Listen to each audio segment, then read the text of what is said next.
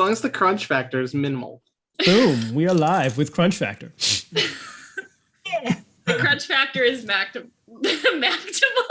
Maximal. It Great, guys. Maximal Crunch Factor. This is an incredible indication of how tonight is going to This go is here not in a DMs crunchy After game. Dark. Hey, Hi. let's give a shout out to Ben, by the way. Yeah. Hello. Ben, Sponsorship thanks. subscription. Thank you, sir. Thank you for the sub and welcome. Hi, it's DMs After Dark. And it's been like 5 minutes and everything's already chaotic and falling apart. It's because I'm here this Nothing- week. Yeah. I know we have the full crew this time. Yeah. You know, and we should say this, the public on the Instagram voting in the polls of who's chaos crew, who's wholesome, pretty good. Amber, you snuck out the team wholesome. How is this? How many more murders do I have to commit on stream, you guys? I don't know. Tell me the number. Well, it was 50-50 though, wasn't it, last time? It was It was 50-50 pretty, it was when I pretty checked. close. What is It was this? pretty close. You have Invisible Sun. This is just telling me that I can get away with anything I want. It gets blamed on me, is what happens. Yeah. Yeah. For anyone who has no idea what we're talking about, Rainey ran some recent polls on our Instagram based on some conversations we've been having about which of us fall under Team Wholesome and which of us fall under Team Chaos. Despite the fact that all of us in one way or another are truly Team Chaos, we believe there is a 50-50 split. The public and our Instagram followers do not. Oh, disagrees. It was Dude. pretty good. It was pretty good. Jess is unanimously wholesome. I That's believe true. so right now, yeah. I What believe about Mads and It's Jay? true. Mads Like, murdered a child. with Okay, a But- knife. okay, Jay. I understand, but like, Che didn't. you literally were like murdering people with a cannon of fire. With, like, No, a she giant shot at some sniper. rocks. Yeah, no, actually, Got she some did crowd rocks. control. Killed the maximum amount of people. No. They I can think see that was Jess is Amber's horrified character. every Yeah. time. It just one of shows. us It makes shows any Jess's joke, really. Jess's actual true character shows through. I know. When she See, tries to play a Matt's tried to villain. play a bully, right? But then I ended up befriending like the little kid. Like, Yeah, exactly. It's not about Jess's characters, it's about Jess. Exactly. Fair. Which is why, Troy, you were the unanimous chaos. Chaotic stupid, baby. Ray, thank you for noticing. We are all very dapper today because today is the first. Me. not me either. You're dapper in spirit. Yeah. Because today is the first actual play session of Good Society after. There you go. After character creation last time. Pinkies up. So if if y'all are cool, I'm gonna go around the chat here and ask you guys to give a quick overview of your character. I'm just gonna go from how my screen looks. So below me on stream, next to me in chat, Troy, tell us about your character. So my character tonight is Windrith Ellingsworth. Windrith is a foreigner. She is from a yet-to-be-determined Scandinavian country. I think we can leave that ambiguous. Just say Scandinavia. Yeah. Scandinavia. Just Scandinavia. She's from Scandinavia. She is 24 years old, and her family, she has 4 younger brothers, her father and her mother. They recently moved to present location.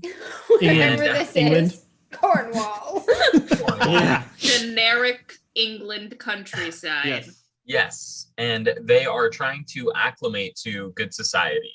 Windrith is having a tough time doing that because a lot of her personality traits, a lot of her character attributes were, valuable and like important where she came from with her culture, but here they're almost like frowned upon, right? Like, what is this like hardworking, like dirt under the fingernails having woman with sweat on her brow? Like, this is not proper, right? Her father was injured in the war, and he, for lack of a better term, he got like a TBI or something to that effect. So he's nonverbal and he Pension. needs help like getting dressed, eating, that kind of stuff. So she very much has taken on the role of kind of the man of the family, if you will. She takes care of her younger brothers and helps her mom, who's just like completely exhausted with life.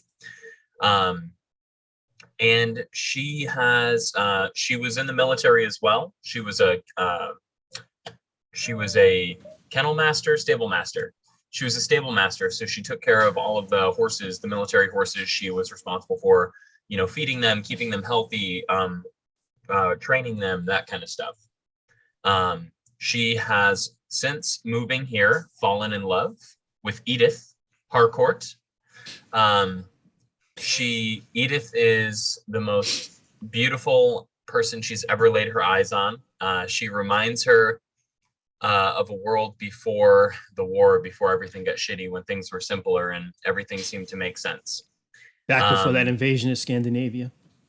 Yeah. That happened in the 1840s. And she's also befriended Catherine, who raises horses and breeds horses. So they get along well there. She doesn't know Xavier probably too well, and she doesn't know Lord Remington too well either, except as Catherine's dad. Edith's dad. Yeah, that's pretty much it. I'm also going to try to play Windrith with like an Irish accent, so we'll see how that works. Go easy on me, everyone. That was Yeah. That was really good, fun. Troy. Yeah. Rainy. Yes. So Troy's character, Windrith, mentioned that she'd fallen in love with my character, Edith. I am playing Edith Harcourt, a 16-year-old heiress of the Harcourt family. However, I've lived my entire 16-year life relatively sheltered under the tutelage and care of multiple governesses and what would it be like? Not maids, but Yeah, the help. The help. You And know what maids, I mean? yeah. Yeah, as my father, Lord Remington, has gone on his journeys following my mother's passing. So my life has mostly been it's been kind of split, where I have been raised to be the perfect little lady in expectation of my coming of age ceremony, which is when they're going to pair me off, and I am desirable only in that I come from old money, and that means a lot of money for a dowry. And actually the peerage too, because just to add to that, not to interrupt, but Lord Remington's a lord. Yeah. Yes, But that's so still, there's a title. Yep. That comes with my hand.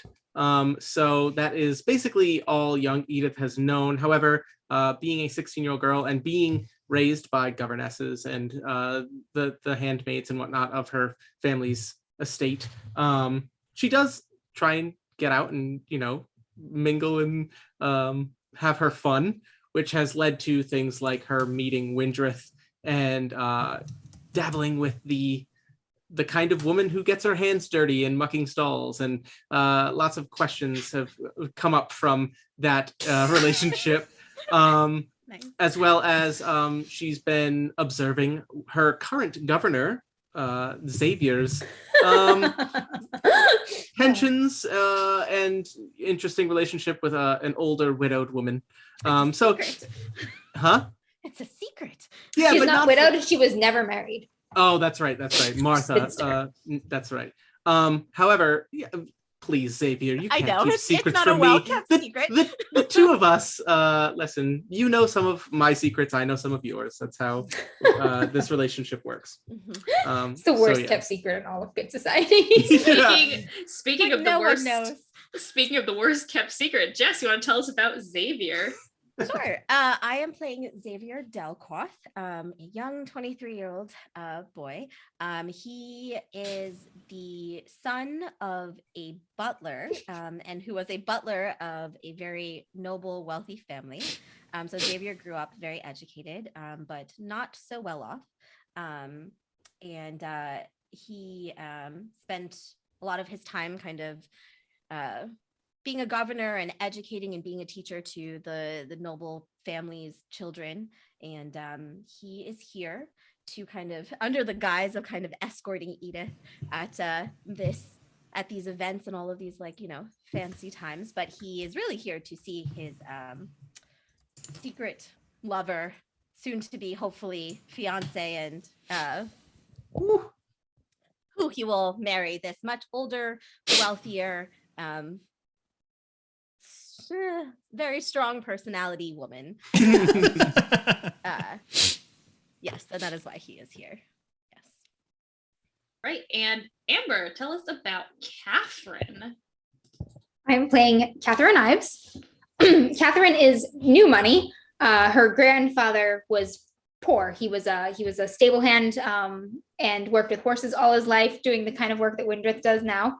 Except he eventually saved up enough money to purchase some of his own horses and started breeding them, and they're fantastic. They've won races and whatnot, and sort of from there, he launched a very desirable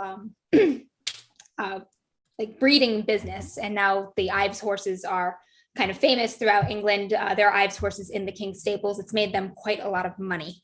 So while Katherine never had to muck a stall in her life, it's not so long ago that members of her family did. So she's in a weird between place. She's lived a lot of personal privilege, but she was taught by people who have a more rounded and grounded view of the world.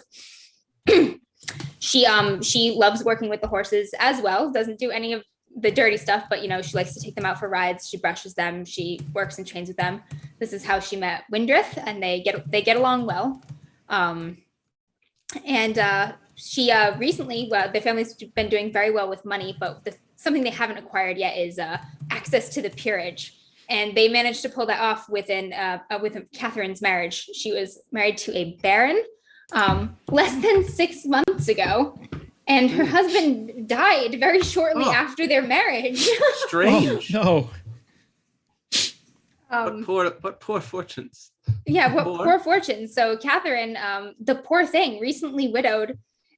She must be lost back in society without her husband. Whatever is she going to do? Of course, that's why she's keeping herself so busy watching over her little brother, who is just making his entrance into the good society. Her little brother Paul is a naive, eager to please puppy dog, basically. And Katherine sees that the world will eat him alive without her careful protection. So she is mostly focused on right now just keeping Paul safe from these vultures and from these vultures and thieves that are flocking all around him. Katherine's recent experiences and friendships, like with Windrith, have given her a more pragmatic view on the world and people, and she is putting that to good use protecting her brother. She is friends with Xavier. Xavier was the governor for Paul, and they're of similar ages, so they were in the same house together, and she enjoys teasing him about his nerdishness and shy ways. She's always been more of a louder, more confident personality, and she does not really know Edith, though her family is probably acquainted with Edith's, now working in the same sort of wealthy social circles. Yeah, that's Katherine. All right, and Christian, who was not here last week because he was busy, I don't know, being a good dad or something. I don't remember. It's ridiculous, isn't it?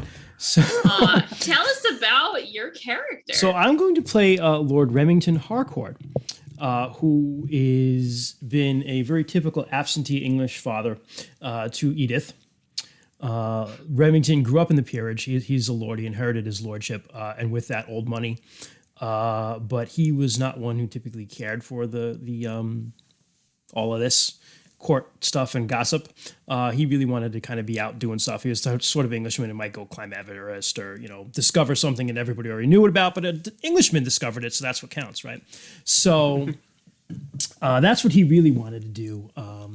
But he did succumb to the family pressure and get married at one point in time to a woman named Elizabeth. And from that, they had a daughter, Edith, although Elizabeth passed away in childbirth. And after that, partially perhaps from a broken heart, but partially also because he had, quote unquote, done his duty, Remington just took off, left everything in the hands of his trusty solicitor, Joffrey, who Troy is going to play, and also Xavier to tutor his daughter, and he's been out having adventures and stuff. He checks in once in a while, sends some letters, and parks at home at the family manor, but for the most part, he's been on the road. That's about it. Yeah. So a couple of quick things about Good Society for folks that might not have been here last time. This is a diceless game. Not a single one of us has dice in front of us, nor will we need to use them at any point. I mean, I have dice in front of me. I mean, well, yeah. I was gonna say, We all do. we all have dice. There's always dice within arm's reach. Okay, so no dice that we need tonight. let me specify. Everything is taken care of using something called resolve tokens. These are things that you can give to someone to have something happen to their character. For example, if someone is riding in a carriage on their way to an important event, someone else could say, oh, wouldn't it be awful if your carriage broke down and made you late to the event? And so that person that proposed the idea would give a resolve token to the person it happened to. So there will always be the same amount in circulation. They will just bounce between players as things happen. And I do have a few resolve tokens of my own as the facilitator. And so we will be able to kind of use those to cause chaos throughout. The other thing we have is monologue tokens. Monologue tokens are something that you throw at another player at a perfectly dramatic moment, and that character drops what they're doing and monologues. Doesn't matter how you want to do it. Wonderful. It's a monologue. You could freestyle rap for all I care. It is just a beautiful, dramatic my Scottish brogue monologue.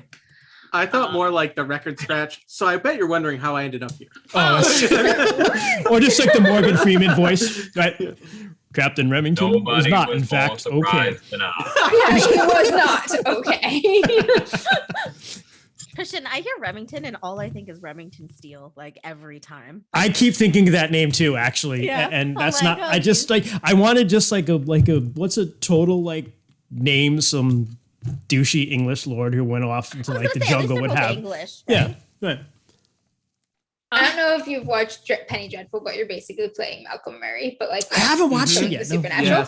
Yes, very true. Like terrible father. Yep. Just left it to go gallivanting in Africa. Pretty much. Penny Dreadful is great. And Penny Dreadful is a great show. Yeah. Yeah, very good. It's on my Netflix. I stole the last name of the main character. Oh yeah, that's true. I did. The other major thing about Good Society, as was alluded to by Christian mentioning a character Troy is playing, everyone has two characters, their player character and a connection. Everyone plays their own character, but they also play someone else's connection. For example, Amber has her character Katherine. Her connection is Paul, who's being played by Rainey, and so on and so forth. So I, as the facilitator, don't do much. Well, no. I set the scene. Please, I have the hardest job of all, watch. reining us in into a cohesive story. That I attempt to wrangle these fools. Not gonna happen. It's Sarah not, but hey, you know what? I'm wearing a spiffy shirt today. Maybe it'll give me power. I don't know yet. Sarah, you're gonna get the full. You need an Avatar ascot. treatment. See, like that's just like you might have a nice shirt. I have an ascot, so it's like shirt ascot. I also have a vest. And I am an ass hat, which is slightly different. Similar, but different. This is, maybe you're right, Amber. Maybe I do have the hardest job. The hardest tonight. job. So without further ado, let's start this off with a novel chapter. As mentioned at the end of the last session, we are at the Harvest Festival. It is a time of celebration for the wealthy, for all of the hard work that the people that work on their land put into, that they truly should reap the rewards for, obviously. There are booths of food and games for the kids, and there's rumors of horse racing happening sometime later in the festival, and there's a circus there, the Scandal, all sorts of strange fun frivolities. Thomas Fucquerie. He's French. He's Fucquerie. It is Thomas Fucquerie. Frivolities and fuckeries. That's what I should have called this series. Damn it! Frivolities and fuckeries? Damn. That's what it's going up on in YouTube. That is exactly what this game is. Episode 1, Frivolities and Fuckeries. Yep. But spelled the weird way. So Sarah, you'll have to let us know how to spell Fucquerie. I wrote it down. So we spelt it Fucquiereh.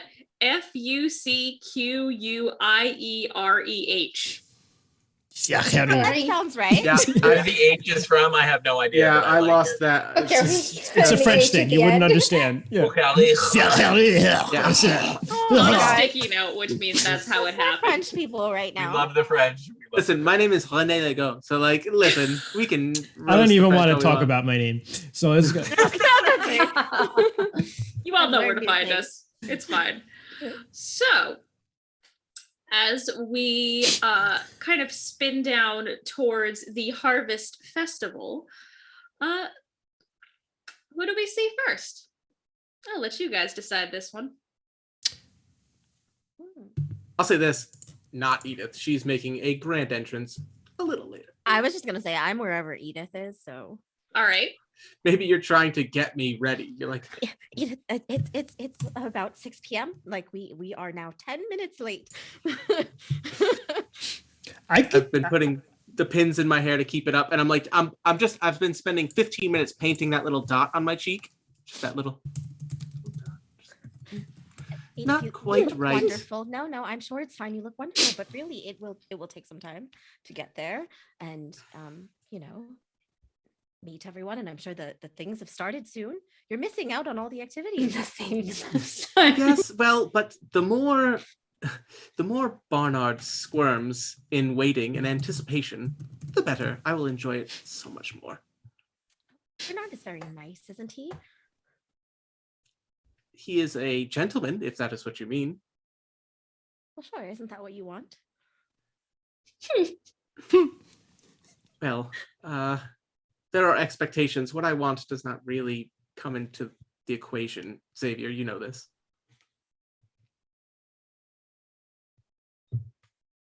Sorry, I just took it away, but I don't know where everyone is. What I want is to see those incredibly dangerous circus performers. That sounds fun. Edith, What? we should avoid dangerous. We should avoid that. Oh, please. How many opportunities in my life am I going to have to be that close to such Hopefully none. strange people? Oh, well, it's good to broaden your experiences. That's true. Plus, I want to ask them how expensive it is to hire them, or perhaps even buy them outright. I heard my father's going to be back, so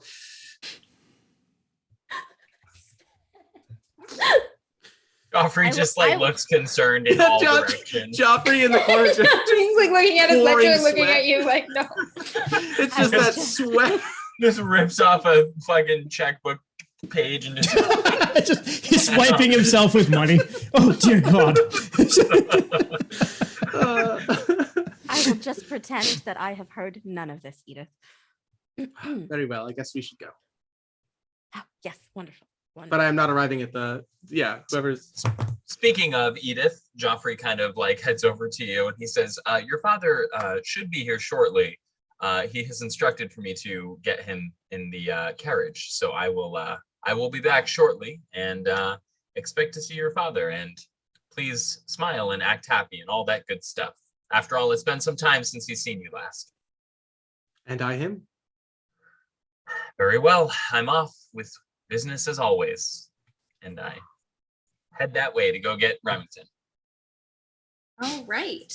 So as Edith and Xavier prepare to, as Xavier prepares to get Edith out the door, we kind of leave the Remington Manor and make our way towards the fairgrounds, where I would say there's a very good chance that, let's see, how early does Katherine show up to places?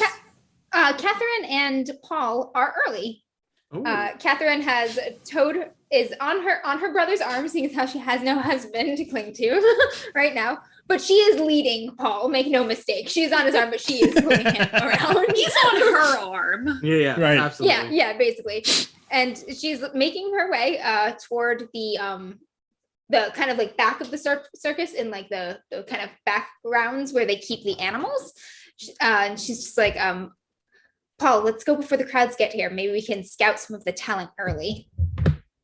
Talking about horses, of course.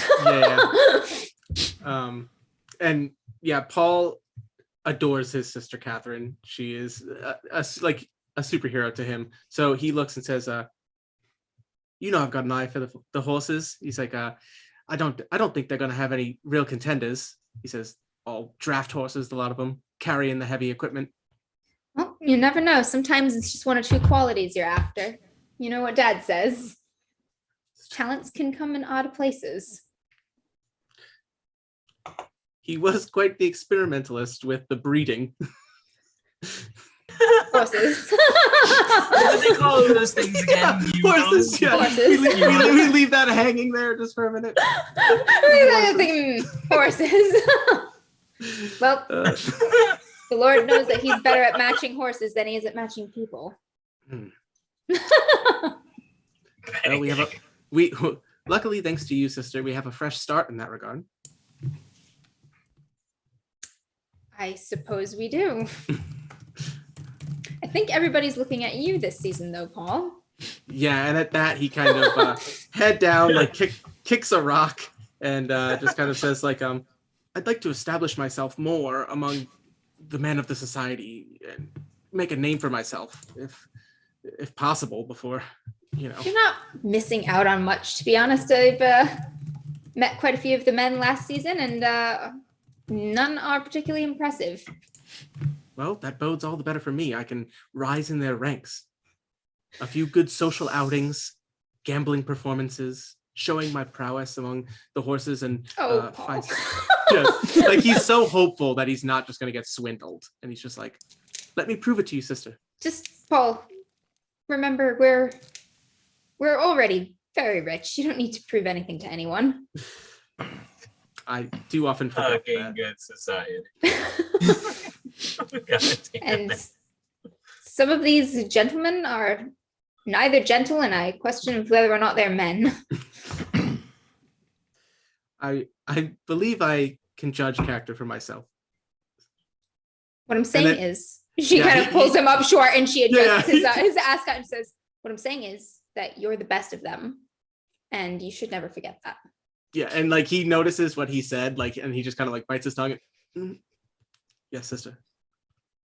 Right. Let's go see the horses. So I would say you at guys- this point it probably pans over to Windrith and the small village of Scandinavian folk that follows her Well, everywhere. wouldn't Windrith would What? probably be at the thing already, right? Yeah, so Windrith is already at the Maybe she the has like a festival. And you Like picked up a working it? side gig here. yeah. Maybe she's working like a stall or like selling vegetables or She's- something. You betcha. Yep. Yeah. So she's getting ready to work with the horses. So she's gonna be helping some of the maybe not the Ives horses. I don't know. That's up to you, Catherine, if you want me helping in your stable. Or maybe I'm just kind of organizing a There place. are any for the Ives horses horses to stay. here right now. These are horses that have come on the road. These are carny horses. I'm just Oh, checking okay. them out. So yeah, I'm working with the carny horses right now, or I'm about to, but the whole family is coming up to the fairground. And Before- Sorry, Troy. Before not you in the continue, carriage. I just want to make a note that when you were inspecting the horses, Catherine, you did see one exceptionally well-bred stallion. Just Continue. bing, eyes on that one. His name was Remington. This is not a carny horse. No, I'm just saying. Now continue. Uh, so they don't have a carriage or anything. They're pretty dirt poor. All they have is their little plot of land and their small shack of a house. But you see her 4 younger brothers who are ages like 17 to probably 5, and her mom and her dad, and the mom and the dad are kind of helping. I'm sorry, the mom and Windrith are kind of helping the dad kind of get along as they're walking at a slow pace. And they come up to the fairground as everybody is kind of setting up their various stalls. And, you have some of the performers like carriages arriving and they're pitching tents and everything, all of the grandiose things that are happening before the festival begins. And she looks to her dad as they sit down at a little like table area, and the other 3 little kids run off and start playing in the grass and stuff. And she looks at her dad and she says, "My Dad, imagine how beautiful this place would be if it weren't for all the people." She just kind of like looks out on the the green fields and stuff that they're setting up the stuff in, and she says, "Well, Mama, watch Pa. I've got to be off. I've got to go and work the stables. I'll be back. Your mom kind of gives you the normal little squeeze of the shoulder that she gives you. Just, hey dear, just keep an eye on your brothers, would you? I can't let him go run off too far in a place like this. She says, yeah, hey, Connor, make sure Philip doesn't eat any more dirt. And she just like looks at like her little brother, who's at this point like balls deep in mud, just shoveling dirt in his face. I was just gonna say, Philip, the 5-year-old, just looks up, just very offended, just, it was a pie! Right out, Philip, right out. As you were, soldier. And she kind of like marches off towards the stables, and she looks back and she gives her dad like one last kind of like, just it's a warm but it's a lonely smile that she gives to her father. And then as she starts to work with the shit, speaking of shit, you hear you hear someone walking down and be like, oh, excuse me, pardon me, yes, pardon me, yes, okay. And a very large, like kind of chubby, greasy looking guy. He's got a very long mustache that kind of droops. And do you know how some people, like, they can be wearing very expensive clothes, but they still just look awful regardless? Being a mess, just regardless, like, just looks like 2 pounds of shit in a 1 pound bag. That's Ludwig. Okay, he's dressed impeccably well, but he still looks like shit. And he just he sees Windrith, beginning to work the stables, and he just kind of stands there and. Windrith doesn't pretend. Windrith stops what she's doing. She stops what she's doing, and there's a quick moment in her head that goes through like maybe how she would react if this was home. And then she's like, "I need to." Can I kill this man with his shovel? For my family. Yeah, with the and then pitchfork, right? She turns and she looks at him and she says, "Oh, Ludwig. Good afternoon, Windrith. How are you?" I'm all right. Just working the stables with the horses. I know we're short on rent, but after today, we should be squared away. I'll make sure you get your money. After today, then, very good. It's I don't mind having helped out your family and all, especially your dad. But I just I feel bad for you. It's such a lovely laddie carrying such a burden on your shoulders. She looks at him and she says, "I'm afraid you don't know the half of it, but we appreciate your kindness." I could know more if you would consider what we've talked about. She kind of like Creeper. her face starts to get a little bit red. Maybe if Ludwig is not a perceptive fellow, he might think that she's blushing. None of these guys are. Yeah. Yeah. So he actually totally is like, vibe. he sees her blush and he's like, yes. Okay. But she says, "I'm sorry. I've just been so busy with the farm and with Pa and with the family. I haven't had much time to give your offer a genuine thought. I best be going though, Ludwig. I'm sorry. I've got lots of work to do, but enjoy the time while you're here at the festival." All right, fair enough. Well, we'll talk again then. Aye. Until then. And she starts cleaning some horses' hooves, and when Ludwig's out of earshot, she just like looks up the horse and she's like, "Fucking beasts." She starts scraping the hooves. You swear for a second the horse laughs. Like it does that like exhale through the nose, and you're like, "That's my man." Yeah. I like it. I love it. At this point, things are starting to pick up. People are all at all their stalls, and you can start to hear music playing from one of the entertainment choices for the night. And I believe it might be around this point that Edith and Xavier make their way to the festival, yes? Well, are we in the same carriage as Remington and Joffrey? You actually have not seen Joffrey or Remington. Okay. No, it's just the two of you in the carriage for now. Okay. Then yeah, I imagine a very exaggerated exit of the carriage. I would assume, I don't want to put this in, tell I would assume Xavier gets out first. And, Yep. Opens the door. No, yes. Make Xavier take off his jacket, throw it on the mud so you can walk across the jacket. No, Then he no. puts the jacket back on. The Harcourt carriages are very nice so that they have this little roll-up mat next to the inside of the door. So you open up the door and it rolls out on its own. And then once Edith makes her way across, the person driving it has to roll it back up and shut it behind the door. Also, I believe we discussed this last session. Edith is spoiled rotten and, expects the best at all times, but she also is charitable. That's her positive reputation thing. And she was the one who looked at Xavier and was like, you cannot be wearing that. Of course not. Let's go get you nicer clothes. And so she would never say, take that off and put it in the mud. She's personally invested in Xavier's It's your project. yeah, exactly. To her, it's like project. it's fun to like play, matchmaker for this 20-something-year-old man. So to Edith, it's very funny that's but she would never ask him to do that. So yeah, hand on his hand, steps out very elegantly and just observes. We get like a nice panoramic like sweeping shot of just like the fairgrounds, right? Like a big tent in the stalls, and we have kids running around like apple barrels or something, you know what I mean? And Edith just looks and just goes like, oh my, this is going to be fun. And she just gives a very dangerous smirk to Xavier. Oh dear. Well, we'll just say I lost you. Oh no, we no. both do our thing, and as long as you're safe, I will find Martha. You will stay safe, hopefully.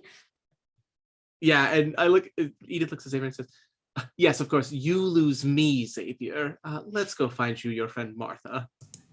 Wonderful. Yeah, meanwhile, like you're like taking a grand look around, and like Xavier's just like frantically looking at like all of the people trying to find Martha in the crowd. The clothes are very tight. He is trying to look his best. He's feeling pretty good though. Nice clothes, He's feeling spiffy today. Yeah, spiffy. Not like Ludwig. Speaking of, where might Xavier find Martha? Martha is at an apple stall right now. She's an older woman. And she's be considered a spinster by now, at 40. Never married. She is very wealthy though, and has managed to avoid the need of such things thus far in her life. She is striking. She's a noble bearing. She holds her head high. She's dark raven hair, dark eyes, and she's at an apple stall right now, inspecting an apple. She's wearing a very expensive gown. It's made out of fine silks, definitely imported, and no corset. That's my Martha. Oh, I think I see her, Edith. Maybe we'll go that way first to start, and then we can make your rounds of where you'd like to go. Do not worry about me, Xavier, of course. And I walk with you in the direction of Martha, and like make sure that like in Edith's eyes, I want to make sure she sees me with you, and then casually let you off my arm and pretend to be like, oh, look at this interesting scarf, and I pick up like this like poorly made yeah, like, and I just pick something up, like look very confused, and just and then like I nudge you. Go on. Oh, all right. And I guess she'll make her way, or he'll make her way to Martha. Martha turns around before you can announce yourself. Apple in hand, meets your gaze, looks totally unsurprised to see you here. Raises the apple slowly and takes a bite. Ooh. Menacing. With lich-like power. Yeah. Oh, yeah. The apple withers in her grasp. The side jokes that are going on right now. I think Martha should have a vineyard Our shtick is we're Rhode Island based, and like Martha's Vineyard, I think is Mass, but it's close enough. Her Massive. family owns People go several vineyards. That's where she got her money from. Yep. That and And also it's old tax money evasion. too. This wine is Extortion. well established. Martha's family The vineyards bishop uses this are wine. they are vicar. the Vicarage. official they've kind of helped sponsor the event with their wine year after year, and they are so well off and their wine is so well respected that it has kind of helped Martha fly by a little, and she uses it. Ooh, He's I can like do this. What I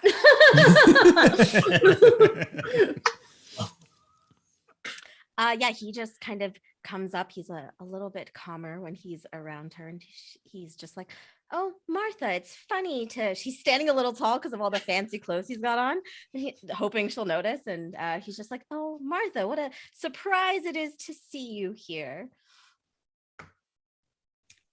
Are you enjoying yourself?" Oh, well, of course I am, darling. It's good to see you. We sponsor the festival every year, didn't you know? Oh, no, I had no idea. Well, that I know now. Huh. Well, okay. Well, I hope you have a lovely time, and hopefully I will see you around. Xavier, Yes. you should try the gala apples. She picks up another one and hands it to him. Well, thank you. He immediately tries one right away, I guess. She can- blows on it with her hot You can breath. taste the extra rain this season. It's made a difference. I think the cider is going to be superb. He's just like chewing on an apple and just staring at her. She is enjoying how awkward he is every time. So, she's Amber- like, "Yeah, I got game." Amber, Watching this guy you'll appreciate this, and I don't think you can see chat. Otter Poet says the vineyard symbol is a crow roosting on the bodies of their family's enemies. It's it looks like when it's in silhouette, it's just like a mound, like maybe a hill or something. But like that's just the silhouette version of the logo. I The love it. family crest is much more detailed. Martha has a full-blown portrait in her drawing room of the actual symbol. Yeah. She probably still has some Okay. enemies' heads from like way back. Does Martha have any other portraits that were commissioned by anybody in particular? She's got an original Robert. It is all the rage. Original Original I Robert don't even know his Nude. last name. Just Robert. This is the Robert. Just Robert. Did we give him a last Uh, name? he's No, I don't ascended think to we single did. name Hold status. on. Give me a minute. I'll find it. He's ascended to single name Robert status. was one of the secondary characters the first time we played this. And Yeah, he was a so- painter. Oh my god. But his version of he was always painting nudes, but it was just like a stick figure with like, two boobs. Just basically. big old Yeah. circles for boobs. Yeah. It's and, an original Robert of a woman holding a bowl of fruit. Just as you can imagine, being a Robert, amazing. I also shortly after creating Robert, we found this meme. It was an old like this era painting, and it was a dude that was painting at a canvas, and there was a woman that was posing on the bed, and he says, "Do you mind nudity?" And then she said, "No." The perfect set, and then it said the painter said perfect, and it showed the painter, and he was just bare ass naked. It was Robert Davenport. That's right. That's right. Davenport. Davenport. Davenport. Robert Good name. Davenport, An yes. original Which is a Davenport. city in Iowa. It's a city in Iowa. Where's that? You're Iowa? charged. Sounds It like is, some it is. god awful place where nobody would ever want to live. Yeah, They got especially in awful city in 1820, nobody wants to be in Iowa. Xavier actually, he takes the apple and he's kind of like chewing on it, and he kind of like looks around at all of the people, and he just like not casually just makes his way, backs away, blends into the crowd with the apple and just like eating it. She's like, That's what he does. so you'll buy me a glass of cider later? It's your cider. Disappears. I have for no her. money. She just sort of chuckles and turns back to the person vending the apples and pays them handsomely. She just sort of gives them some coins, way more than Throws enough. money at them. Yeah, just throws money at them. No object to me. I love it. So as Xavier, poor, hopeless Xavier, swishes his way back into the crowd. Windrith, one of your little brothers runs up to you. Daniel, he is 14, and Okay. he kind of he just like runs up behind the stall and kind of tugs at your arm. Just, the little ones want to go to the circus. Can I have a coin to take them? Did you ask Ma? She's busy dealing with Da. And we know you carry the money. Jesus, Daniel. Ugh. Well, I'm right. Yeah, well, I can't carry it if you keep taking it all. All right, 1 coin apiece, and that's all I can spare. That's it. You already know we're short rent. I know. Play a game where you might win some of this back, okay? Oh, Always a good Yeah, bet. well- Your Yeah, 5-year-old gamble with the carnies. That always works out well. No pressure. No pressure, lad. Yeah, she goes and she like digs through her coin purse and like she like empties its entire contents out into her hand and she looks at it and she's like, she gets like a moment of like worry a little bit and also like a little bit of like shame and disappointment in herself. And then she puts a few of them back into the bag and she gives 4 coins to Daniel. Make sure you share these with your brothers. Trust me, if I didn't bring them after running up to you, they would have my head in a stick. Aye, Philip would be putting you in his next pie. And he just makes a like, and then kind of taps you on the arm and runs off. And you can see the other 2 just like cheering as he comes back and like holds up a single coin.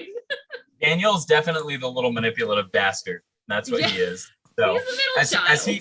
as he kind of runs off, she does kind of smile a little bit. She leans a little heavily on a rake that she's been like raking and muffing the stalls with and stuff.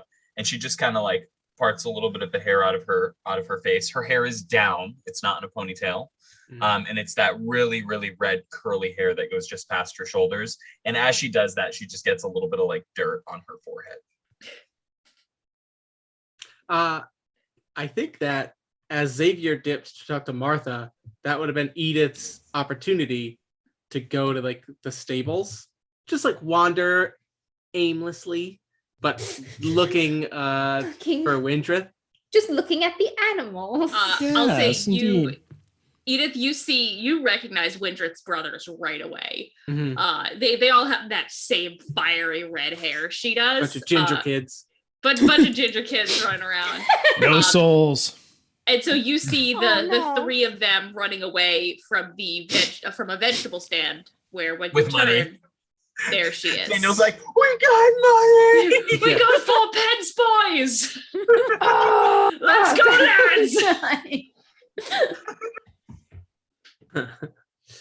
lads. So I think I would approach right as she like wipes her hair and gets like the dirt smudged on her. And just kind of watch for a moment. But go ahead. She continues her work for a moment, and then she just has this supernatural sense of somebody is watching her, and she stops and she turns and she sees you, and she's kind of taken aback a quick second.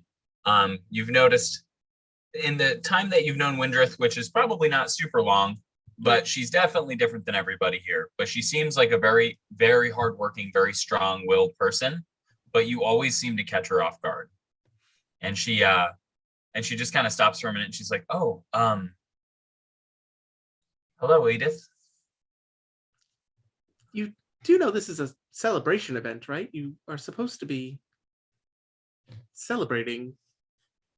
She looks at you and she says, "I'm with the finest lot of all of them." And she kind of points to the horses.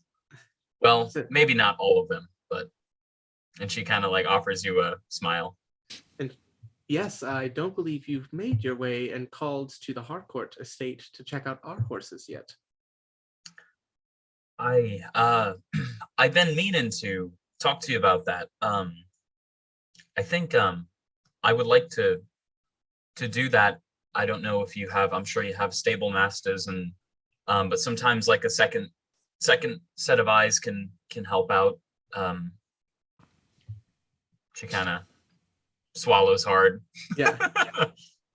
Truth be told, I'm not sure who Father has hired to tend our horses. I know you spend time at the Ives place, and Estate. I've heard, the estate, and I've heard that they have quite the stock. Father is often talking about procuring more, perhaps a horse for my coming of age, if I can dream a little. And she smiles. It'd be as fine a present as any. Fine enough for a queen.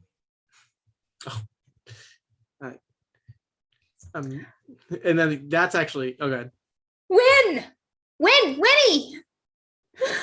Catherine hikes up her skirt and kind of walks through the mud in her riding boots that are very, very nice. Careless to the mud getting on them. Very nice riding boots. Very nice. Edith, have you seen the Bay? He's magnificent. I can't believe he's with a circus. No, I haven't had the chance, Catherine. I'll make my way there in just a minute. Yes, come and take a look. Tell me what you think. All right, right away. Edith, it was great to see you as always. I'm sure I'll see you later on tonight at the festival. I won't be mucking stables all night. Edith smirks Hopefully. and leans forward and just goes, "You have a little something," and with like a handkerchief just like dabs your forehead. Windrith just melts inside. There's mud everywhere. You're gonna get more mud on you. Lady Harcourt, where is your escort? Sorry. Edith smirks at Catherine and just says, "Oh, I must have left him at one of the stalls. He's probably not okay without you." I imagine Windrith laughs at that. Yeah, I imagine you are right. I will take my leave of you two. Enjoy investigating this bay. That is so exciting." And I look again at Catherine, and I look down at her boots, and I just say, she actually just... You just do that. There's no words. Yep. And pulls up her dress and begins to retreat. With better boots, embroidered with platinum. Hers are just covered in pearls. Yeah. Cowboy boots with spurs on them. Yeah. Jingle Right, jangle. I jingle jangle away in my spurs. Yes, the bay. I'm sorry, Catherine. Do you have more horses? Do you need me to stable them up first? No. We didn't bring any horses to the event. I'm just here, scouting talent. Can always add variety to the stock. The blood gets weak if you don't diversify. She looks at you and she says, does it look like it's from home country? I can't really tell. I'm not sure that it's an English horse, to be honest. Well, if only you had I don't someone think it's with the who had circus. such an expertise in horses. Yes. might be able to That's why I've got celebrate. you. Come. Look at him. Look at his neck. Nothing like a big Beautiful. strong neck, hey? It's a beautiful horse. I think my father would love it. We have to find the owner. All right, let's be on our way. Just walk around like, Carnies, who owns the bay? Please! I don't think they like to be called that. Carnies. It You, doesn't matter Connie what they like folk. to be called. Yeah. Smell like cabbage. You Yeah, I was just gonna make that reference. Nice. As you guys, as you start calling carnies and heading towards the area where the circus Carnies. tent is, you see one of the side flaps pop open, and a younger woman just kind of pops her head out. And you can see by her outfit, she's probably like a dancer or an acrobat or something. And just, are you calling to us? Yes, ma'am. You work with the circus. I do, yes. What can I help you with, ma'am? There's a horse in your stables, a stallion, the bay. Lovely coat. Do you know who owns it? Oh, it's the new fella. I'm not can't remember his name. He started pretty recently. Just What's his act? Where will I be able to find him? Oh, he's a rider. He'll be performing with the horse tonight, actually. Oh, great. A chance to see him in action. I would love to see that creature put through its paces. I look at Catherine and I say, riding on a bay of such stature. Interesting. It is too fine a horse for a performer. Something is going on here. We'll be starting within the next hour, so should be 30 minutes or so if our clocks are running right. Right, I'll be there. Thank you. And she'll hand the girl a coin. She bows and graciously takes it. And as she does, just because Cardi, when she like takes it, she like contorts her fingers so they like bend a little further backwards than they should, and then pulls it all in. And just, we'll see you tonight then. Ugh. Yes. Yes. When that brief exchange is done and she goes back in her tent, I give Catherine a little nudge and I hold out my hand too, and I laugh. Win, do you need money? I'm just playing with you. Geez, where's your sense of humor? Locked in the manor all day, no wonder. Win, in seriousness, it would be nothing for me to ask my father to give you a raise.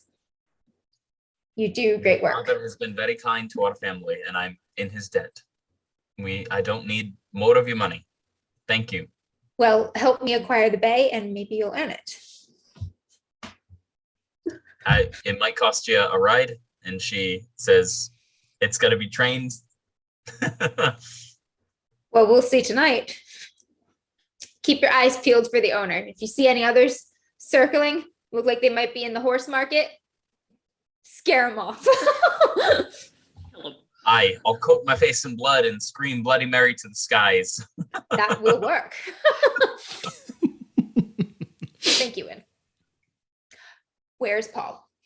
I lost my brother. Speaking of Paul, Yeah, I was actually. Paul, I believe, is Getting attacked by a 5, 8, and 14 He's year old. being mauled by the circus bear. I left him alone for 5 minutes. No, he's talking to a circus performer girl. Probably more dangerous. I do think I think he's talking to a circus. Cougar, if you will. All his money is already gone. Like, of course I could buy you that. Ching. I do think he's talking to a circus performer. I think he's talking to some of the people who are putting on these shows with the horses. And basically talking to them about what horses they're using for races and what horses they're using for shows and stuff like that. Like he's basically trying to like gauge their stock for for the events. Yeah, so the there's you end up you're chatting with two gentlemen and one lady, and the three of them are all wearing fairly different costumes for all being part of the horse riding act. But they are all very proud of their own horses. It seems like they trained their own individual horses, so their routines are very specific. But one of the gentlemen kind of explains, we tend to keep the horses that we use for the performances and any that are loaners for events like racing separate. We don't want to, racing's a bit more dangerous than performing, and we don't want to hurt any of our beauties. Well, racing's also a bit more lucrative than performing if you do it right. I mean, that is certainly true, and maybe believe an hour or so after the performance, there should be some races if you are interested in attending. And you see Paul. I have to ask Catherine this? Would Paul have a coin purse of his own? Yes. Yeah. We're definitely wealthy enough that we all have money on us. Money carrying. Yeah. He very brazenly, has like a bunch of coins in his pocket, and he says, "I'm more than interested. I'm wondering if you want to make it interesting." You know who you're talking to, lad. We're always around to make it interesting. That's our job. 3 little boys walk up with a coin apiece. Wait, Paul, are you gambling on the race or are you fixing the race right now? So yeah, Paul basically gets into a conversation with these performers and says, who do I need to talk to about the races? And who would I talk to about the races most open to playing, if you know what I mean? So, if you want to talk to the person in charge of organizing the races, you'll look for a gentleman called Stuart. He's a shorter fella on the rounder side, but dressed quite nicely. He's got a tall hat. You'll see him a mile away. However, Right, Stuart Little, you got it. right. Short, And he like pats you on the shoulder, like, you're in, my boy.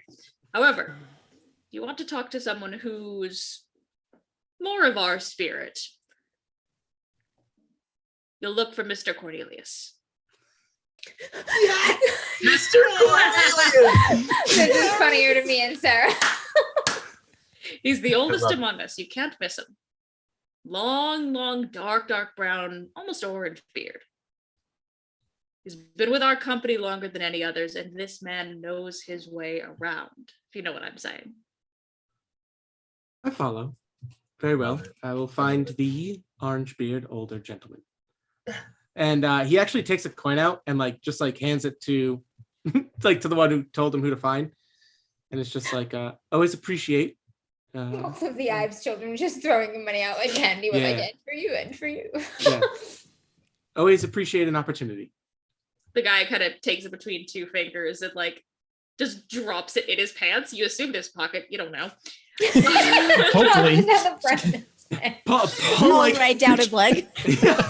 Paul visually just kind of goes You hear it clink into the bottom of his boot. It just falls. It's in a different sort of coin purse.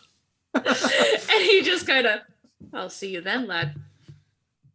yeah, Paul stalks away to find a Mr. Cornelius.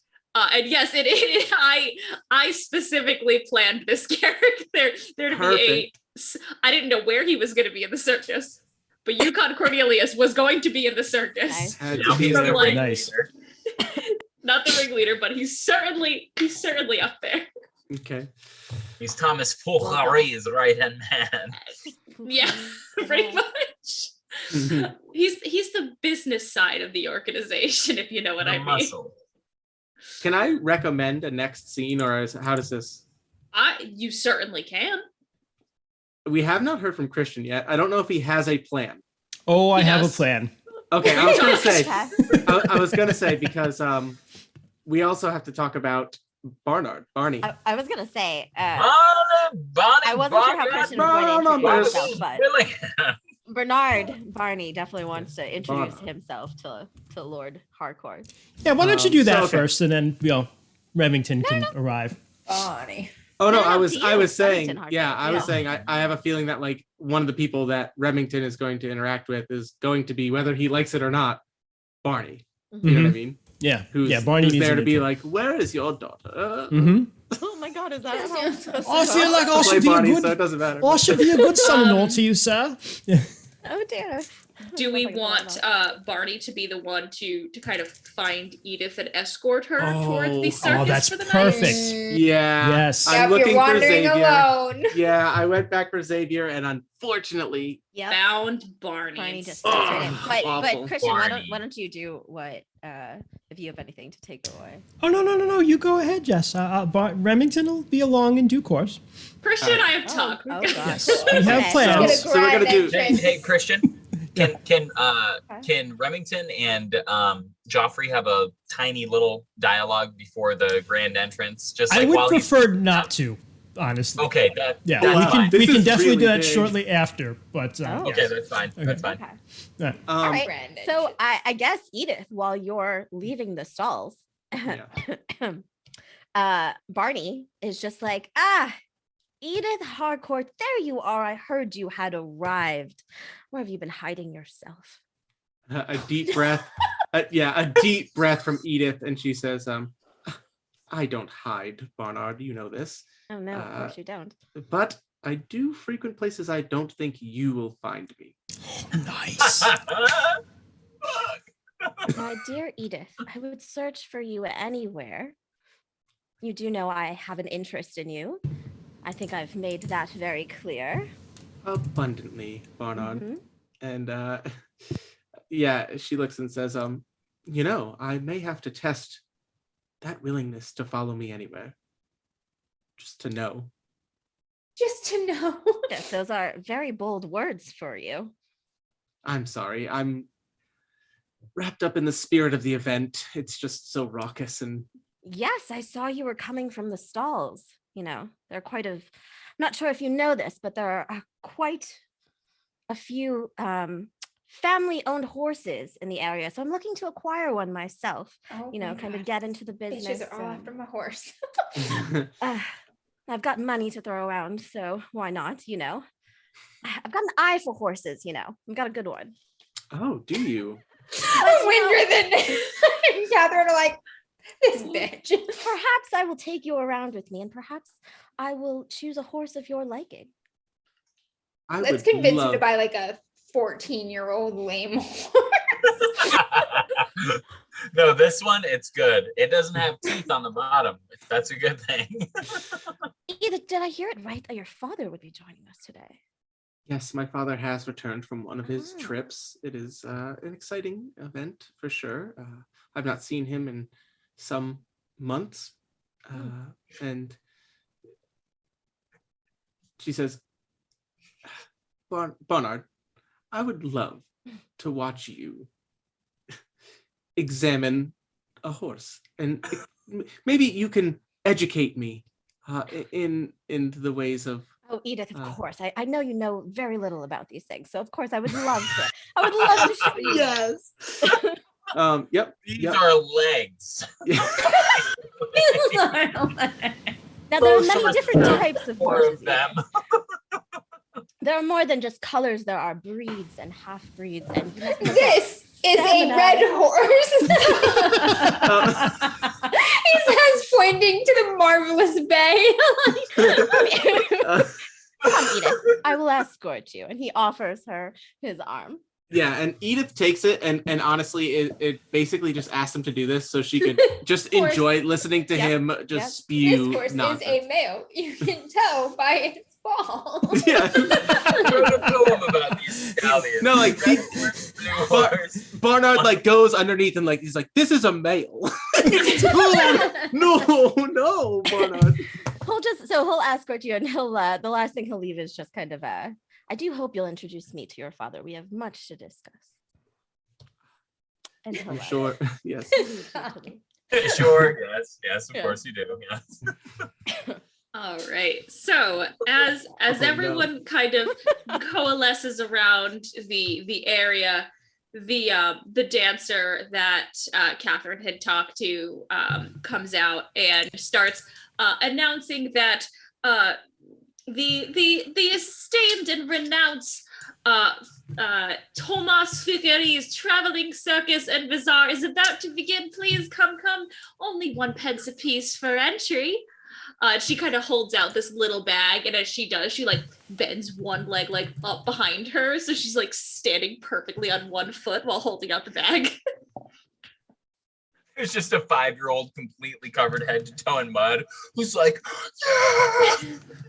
I was gonna ask if Edith could pay for Windrith's brothers to get in so they could keep those coins, but I don't know if she's gonna be like at the there. entrance because she's Yeah. got Barnard. So bummer. She would have wanted to do that. She might have known, you know, and Oh no, I think nice it's better that Barnard keeps her from doing that. Yet more enmity growing between them. Oh, Barnard. All right. Yeah. Catherine's like no idea where Paul went, but she's pretty sure we'll find him in the main event. So she's gonna go keep an eye out for her brother. Hope he hasn't fallen in with the wrong crowd, gotten robbed, gotten shanked. Hope he has both his kidneys, that sort of thing. So 2 of everything he should have 2 of. Yeah, Still 2 of intact. everything you should have 2 of.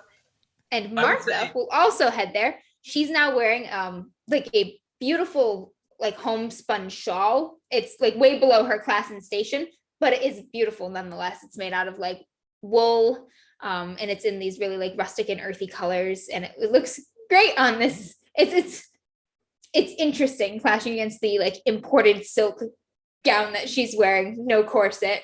She doesn't give a shit. Yeah, She's like, wearing it. She loves it. But somehow Martha like just pulls it off enough for it. Yeah. Like, just by the- Martha's the opposite of Ludwig, the person who looks good at everything.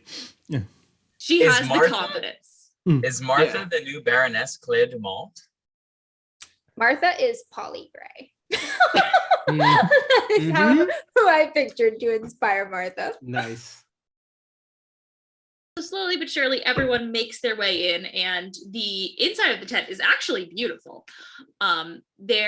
It looks like people spent all day building in here. There are stands with various different types of chairs and whatnots to sit in, benches, pillows, all of that. It is a full 3-ring circus. Hell And yeah. the 2 back rings are just dirt on the bottom, but the middle one has they've basically built a wooden platform there for it. And you can see there's some kind of infrastructure almost where you can see like a wire that might be like a trapeze kind of deal. You're not sure. Most of you, this is your first time seeing a carnival or a circus. For purposes that I think are just This is accurate. not Martha's first I was just gonna say it's not Martha's. Not even close. It is absolutely Baby, not Martha's even first. close. Barney's also just like, oh, Edith, if we get to travel, I've seen much, much better. Oh my god. Oh my god. Narrator voice, he in fact had not. That's right. Yeah. Barney doesn't know shit. Hey, There future are blue Parliament horses leader at other here, okay? circuses. You Yeah. know some things. And you guys see two tall gentlemen walking around and kind of interacting with the crowds and meeting them.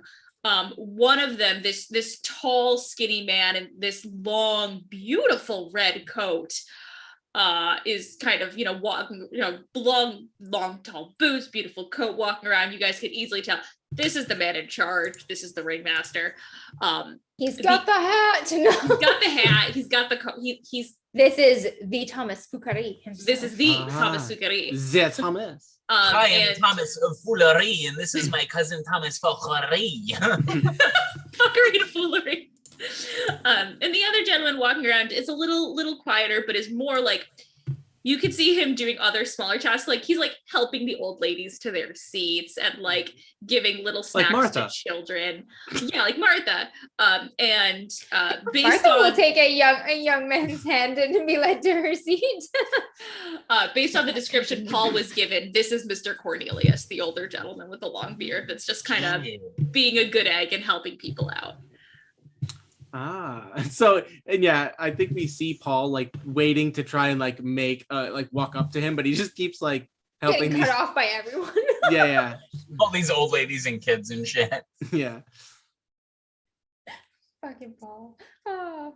And the lanterns around are dimmed, and the crowd does that thing that all crowds do when things get dim. They'll just go the ooh, like in There's anticipation a for hush.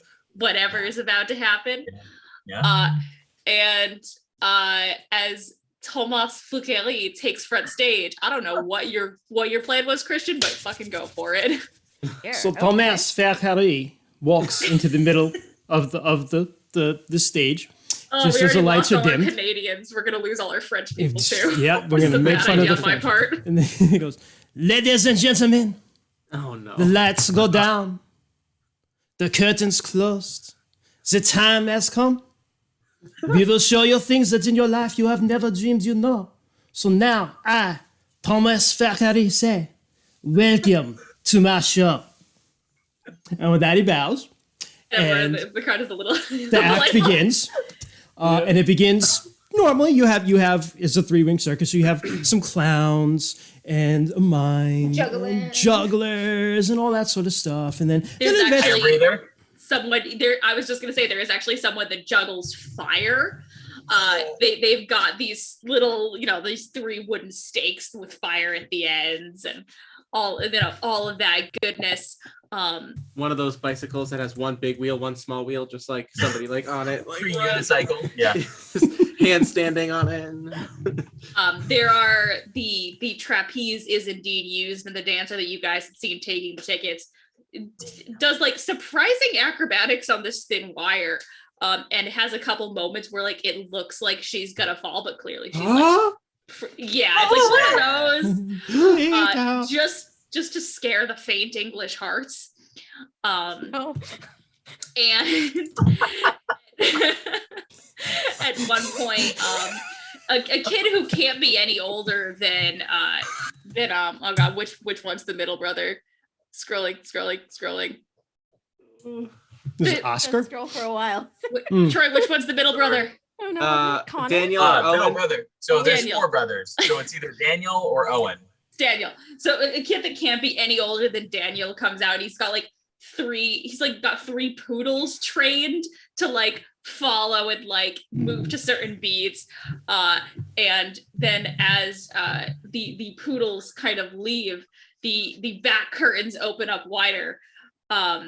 And the 3 horse riders that you had seen before enter. But coming in behind them, Catherine, you see the bay before you see anything. The bay. Edith. Stunning. On the bay, She's looking at on the horse, like, bay incredible. is a man dressed all in black with a mask. Kind of like a Zorro mask that covers the top of his rider. Tuxedo mask? masked rider. And as his horses come in, he has a cavalry saber. And as they come in, the jugglers begin juggling fruit. And they're throwing it in the air, and he's just slicing the fruit as he rides by and doing all these just amazing tricks. And Thomas is just walking, these are the amazing riders. They are from the steppe of Russia. And he's, this great act is going on. And as the crescendo builds, and at the end of it, the bay stops in the middle. They flip a final apple up in the air. The rider flips up in the air, slices it in midair, lands in a superhero pose, catches the apple, rips off his mask right in front of you, Edith. And it is Lord Remington. And he just bites the apple. Yes. Oh, yes. Catherine's like leaning forward. She's like on the edge of her seat watching the horse. Like, fuck this guy's sword work. Look at that horse, his muscles. Look at its gait. Look at the step. Look at where its hind leg is falling. And she's like, and then you pull the mask off. She's like, is that fucking Remington? And he bites the apple and he looks at Edith and he goes, "Darling, I'm home." Papa. I looked at you, Catherine. I'm like, who's that? Wait, well, actually, does Edith go into a hug? Yeah, I think so. He's like, oh, okay, that's nice. Yeah, too affectionate. Yeah. The English hug, yeah. Yeah, but I whisper in your ear. Bernard Gillingham here. Yeah, I whisper in. Estates. I whisper in his ear as soon as I'm Here's hugging my him, card. and I just go like, "Not this boy, not this boy." What? No. It's a beautiful brown 4-legged horse you have there. I'm Sorry, sorry, that was I don't excellent. believe we've met, young man. I hold Yes, out my Bernard hand. Gillingham of Gillingham Estate, future Parliament leader. Killingsworth, nice to meet you. Yes. This is, by the way, in the middle of the performance. No, the performance is over. Remington said it's over. And there's Doesn't give on a the fuck. side of the ring shouting over the crowd at each other.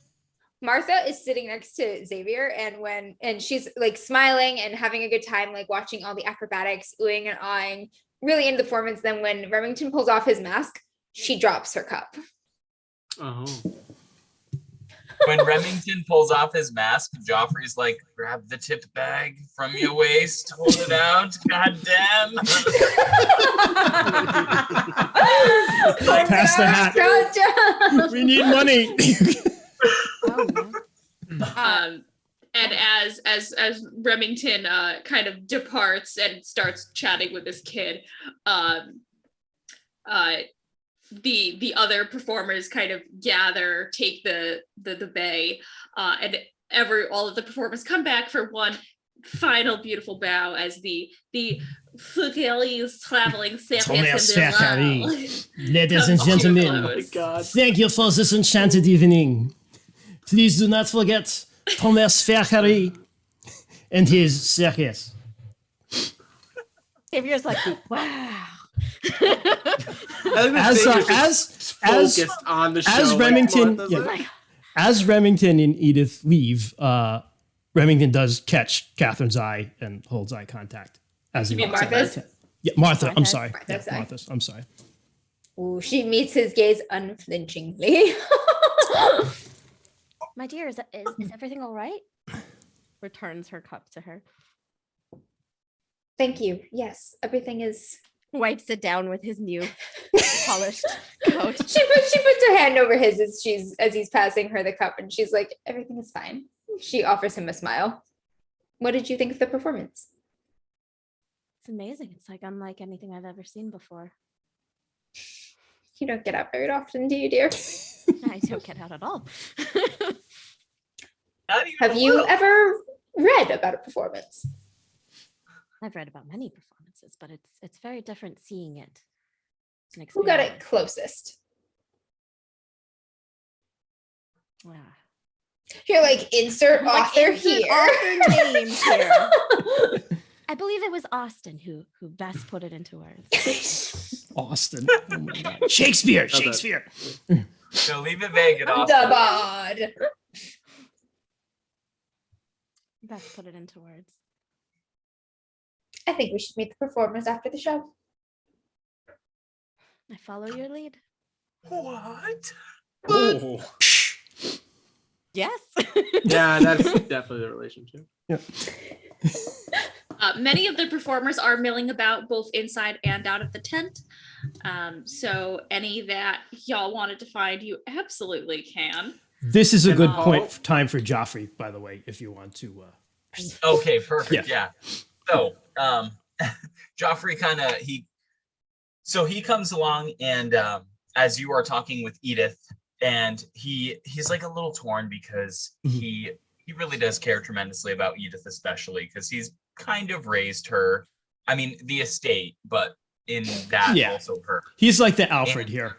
Yeah. So he kind of goes up and he puts his hand on Edith's forearm quickly, and then he looks at you, Remington. And Joffrey. he's like, yes, what an incredible performance. I bet you didn't know your father was quite the trained acrobat, did you? Something he picked up in Rome, was it? Istanbul, actually.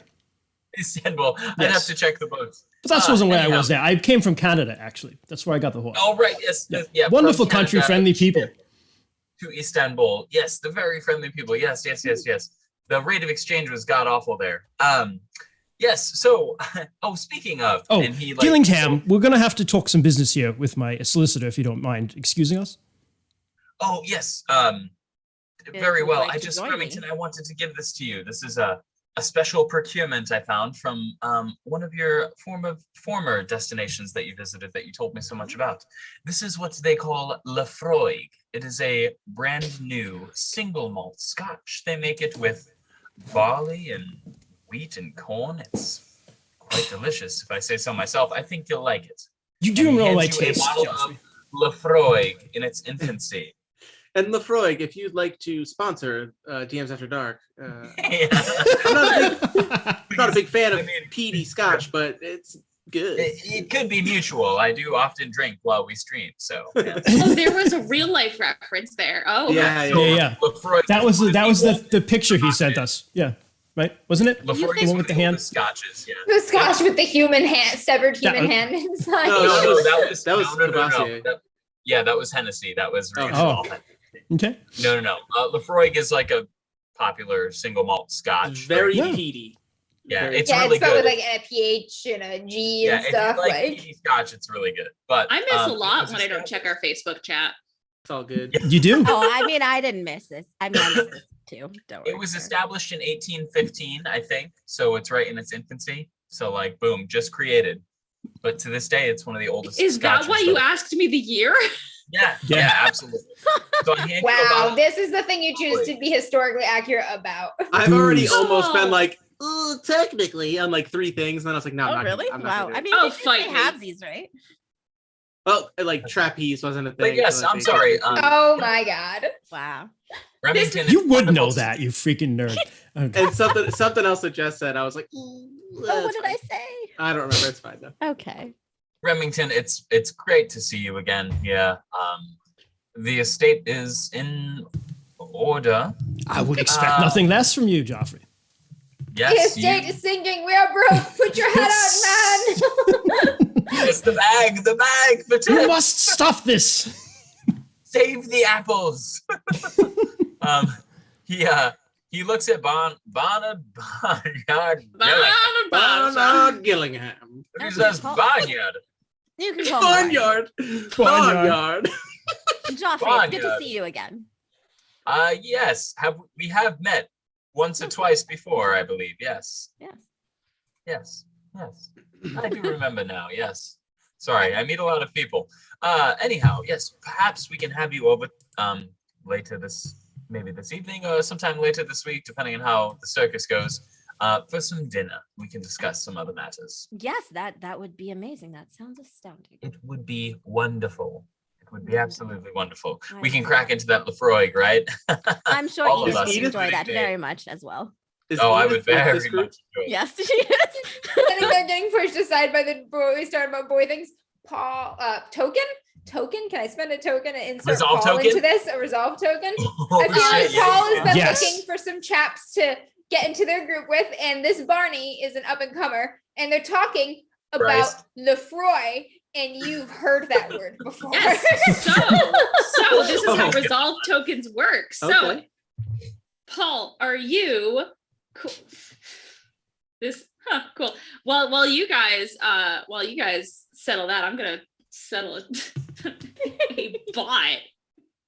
What's going Oh, on? nice. No. Don't worry about Chat- it. Twitch stuff. Oh boy.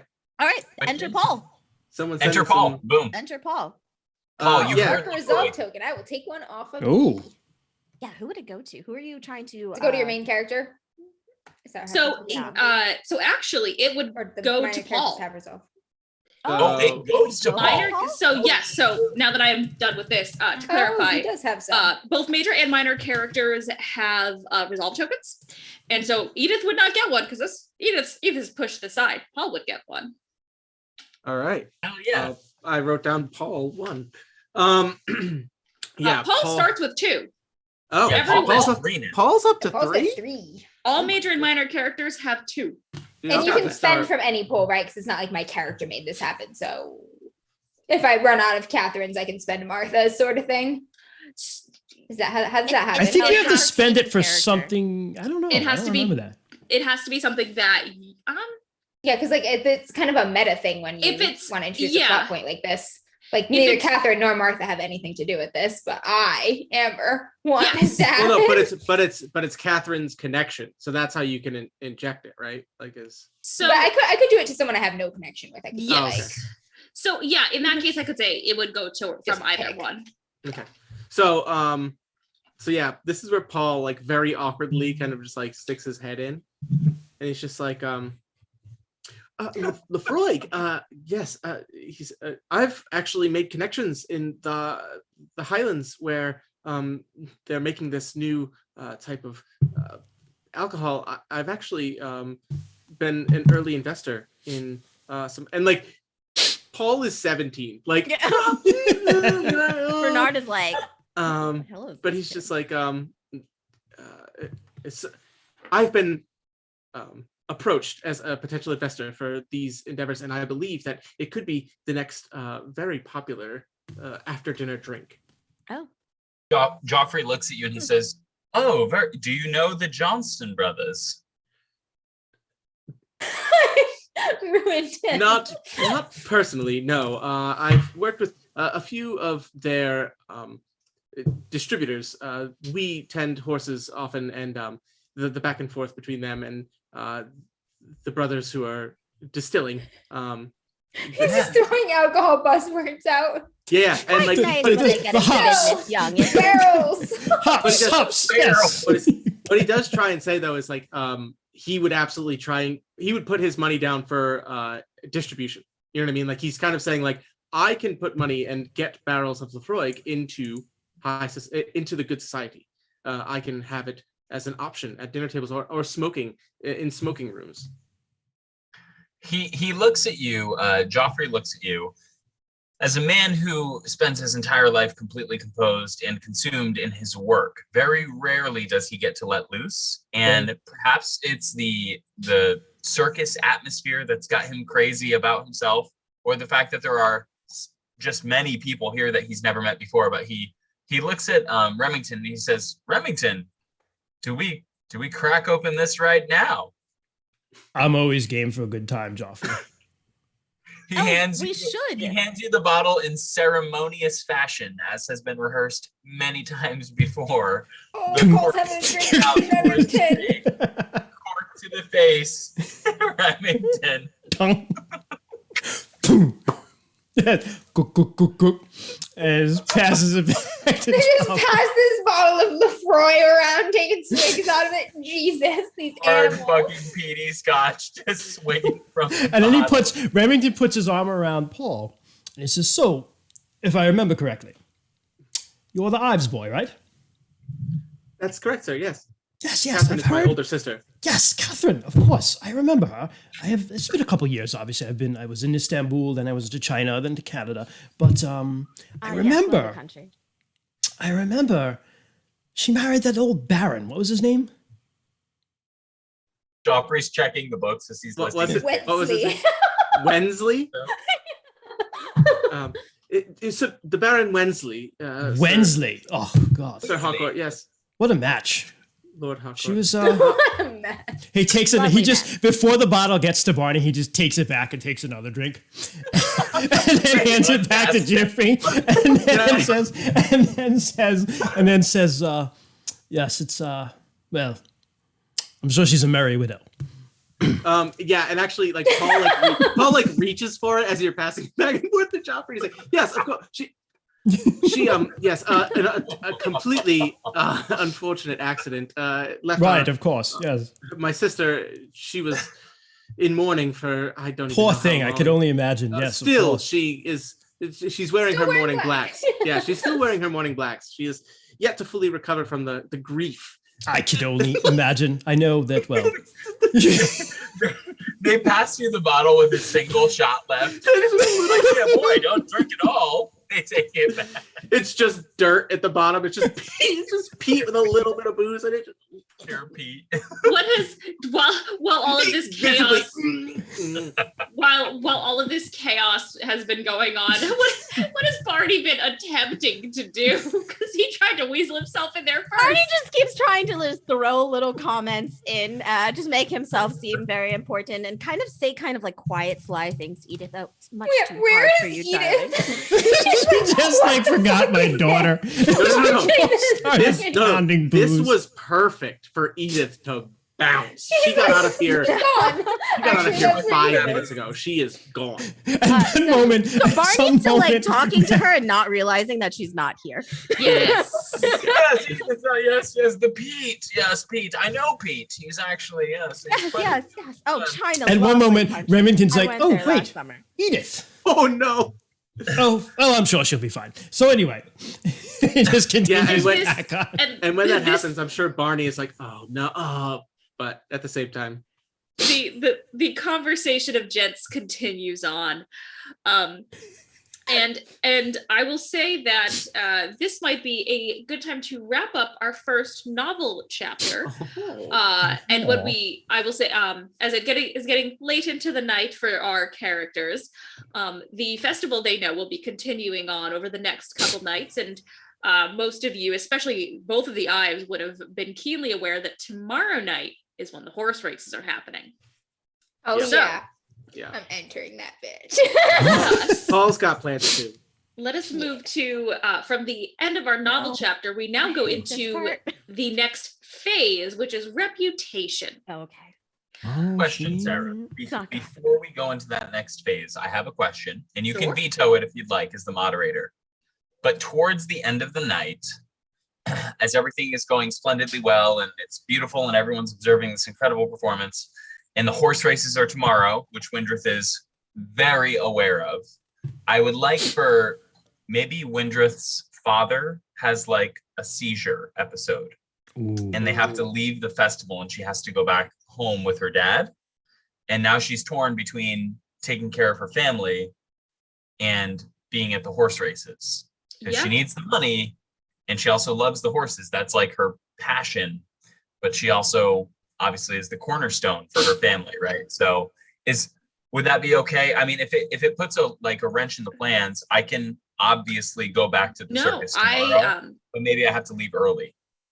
Yeah, I think that's something that can happen Okay. happen off screen and have been something that will be affecting Windriff. And perhaps it could be the event of a rumor, maybe. Somebody witnessed something happen. I would say that is something that That's right.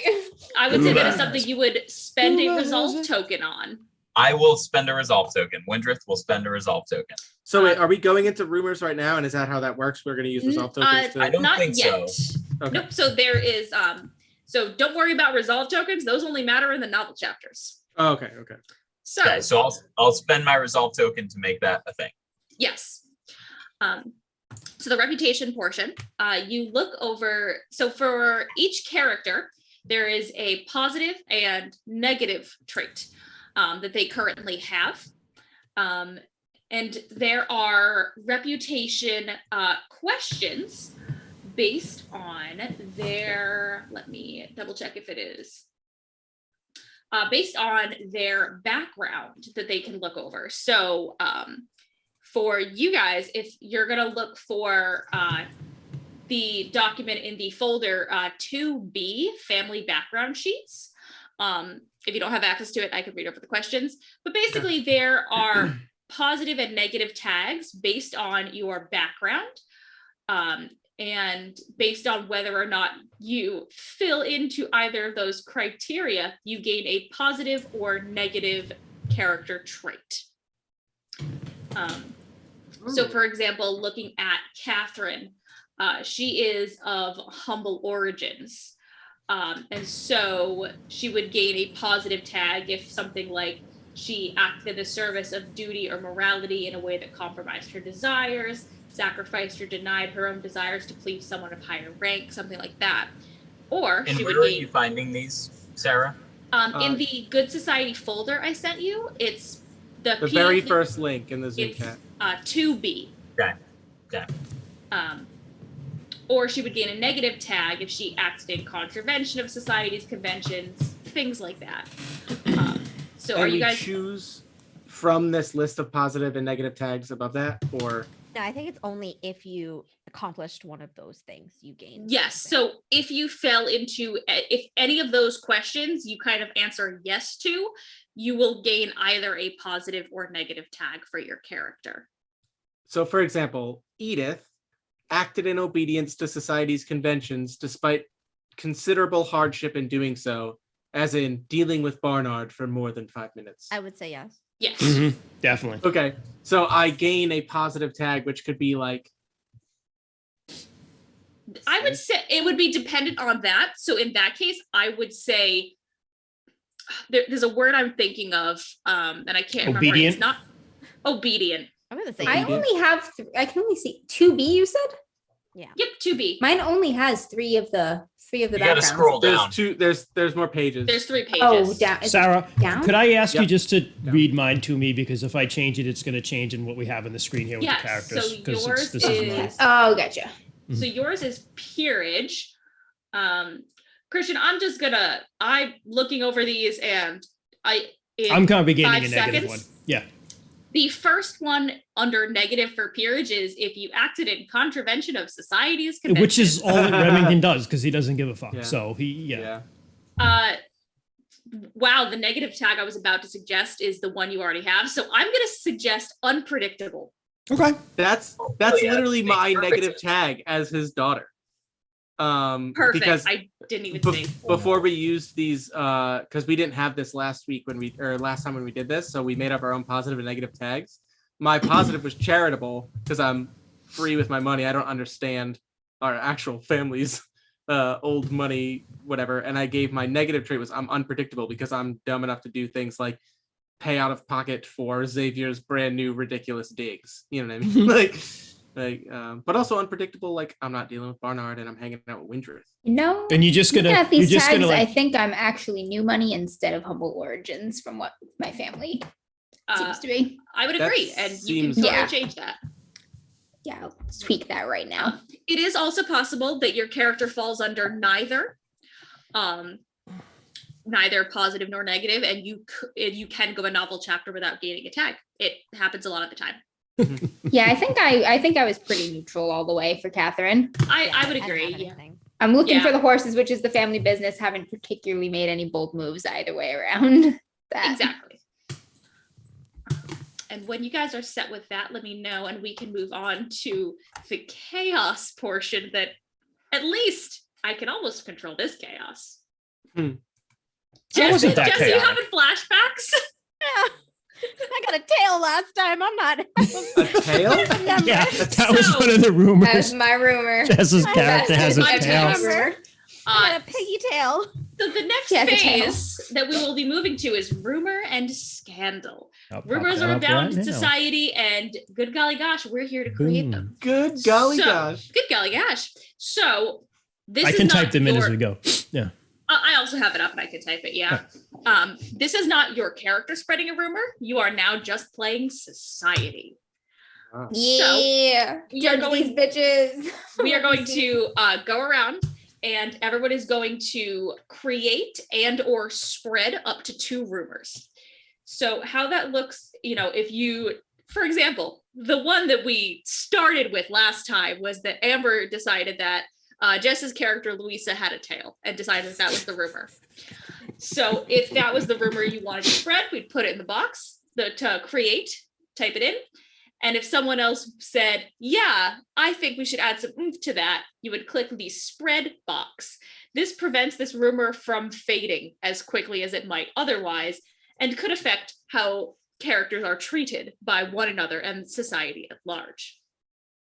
Rumors can be huge and life-changing, or they can be Louisa has a tail. Yep.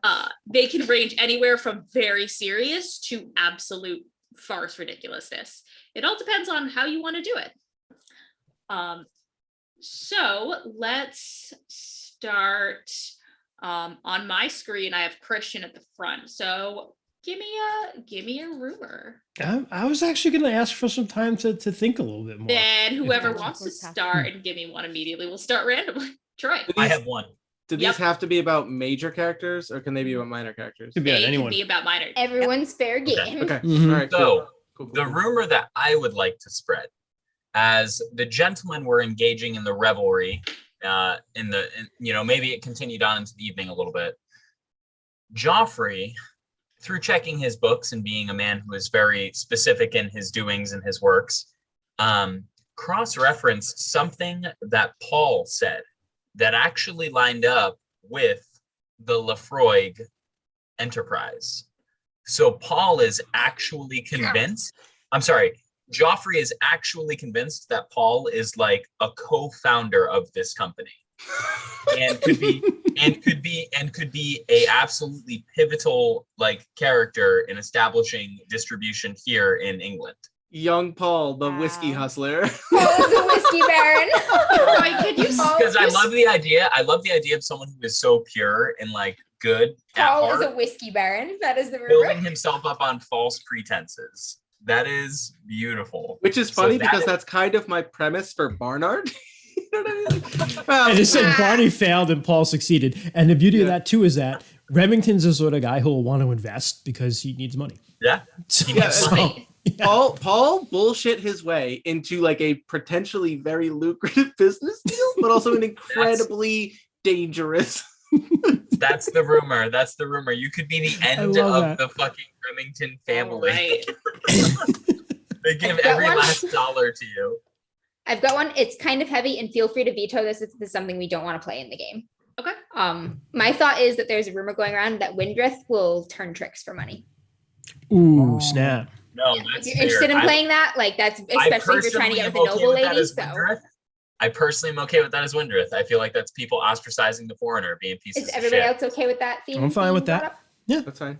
Yes. And that- Are you good That with makes the Edith To think about Windrith thing Okay. so much Okay, we'll leave more. that one pending.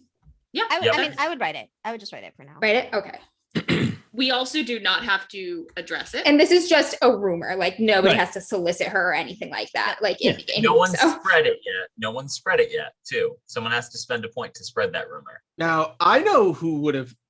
Well, never mind. I was gonna say Ludwig it doesn't would jump. matter Yeah, who's- Ludwig Ludwig. would be Ludwig. about Just Yeah, figured but- that would definitely 100%. add a lot of conflict Mhm. and obstacles to the game. Yeah.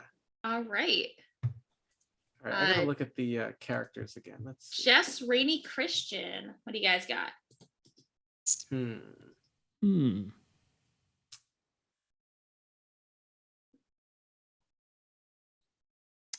I'd actually like to spread the rumor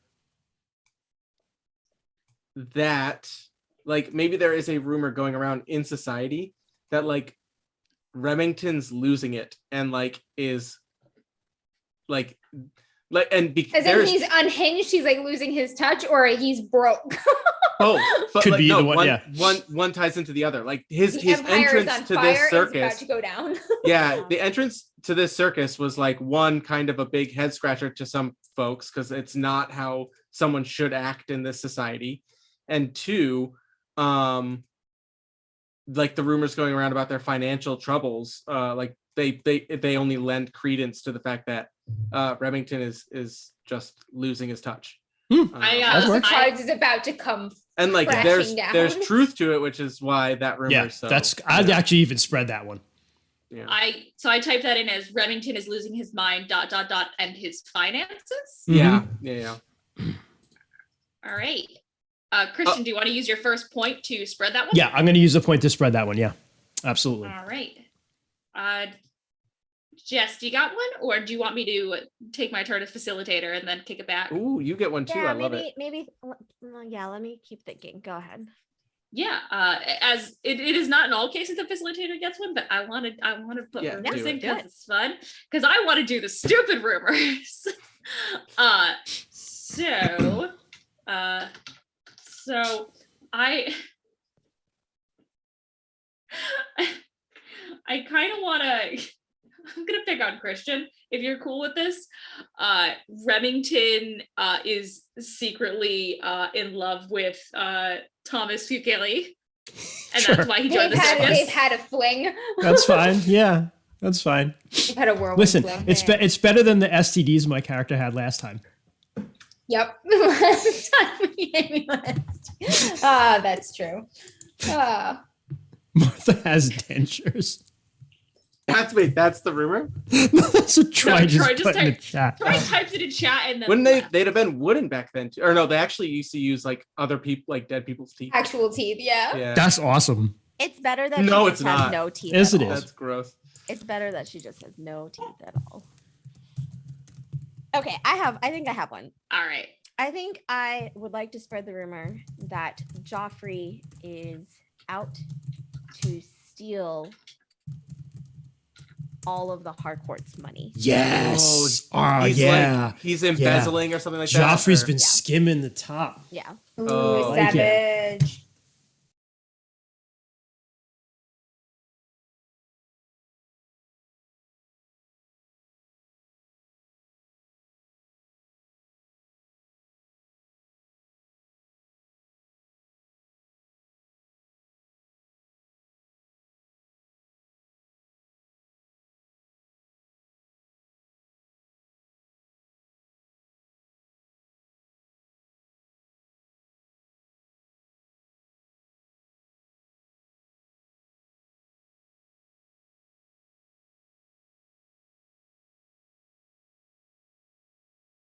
It's a rumor. Exactly. No one knows for sure.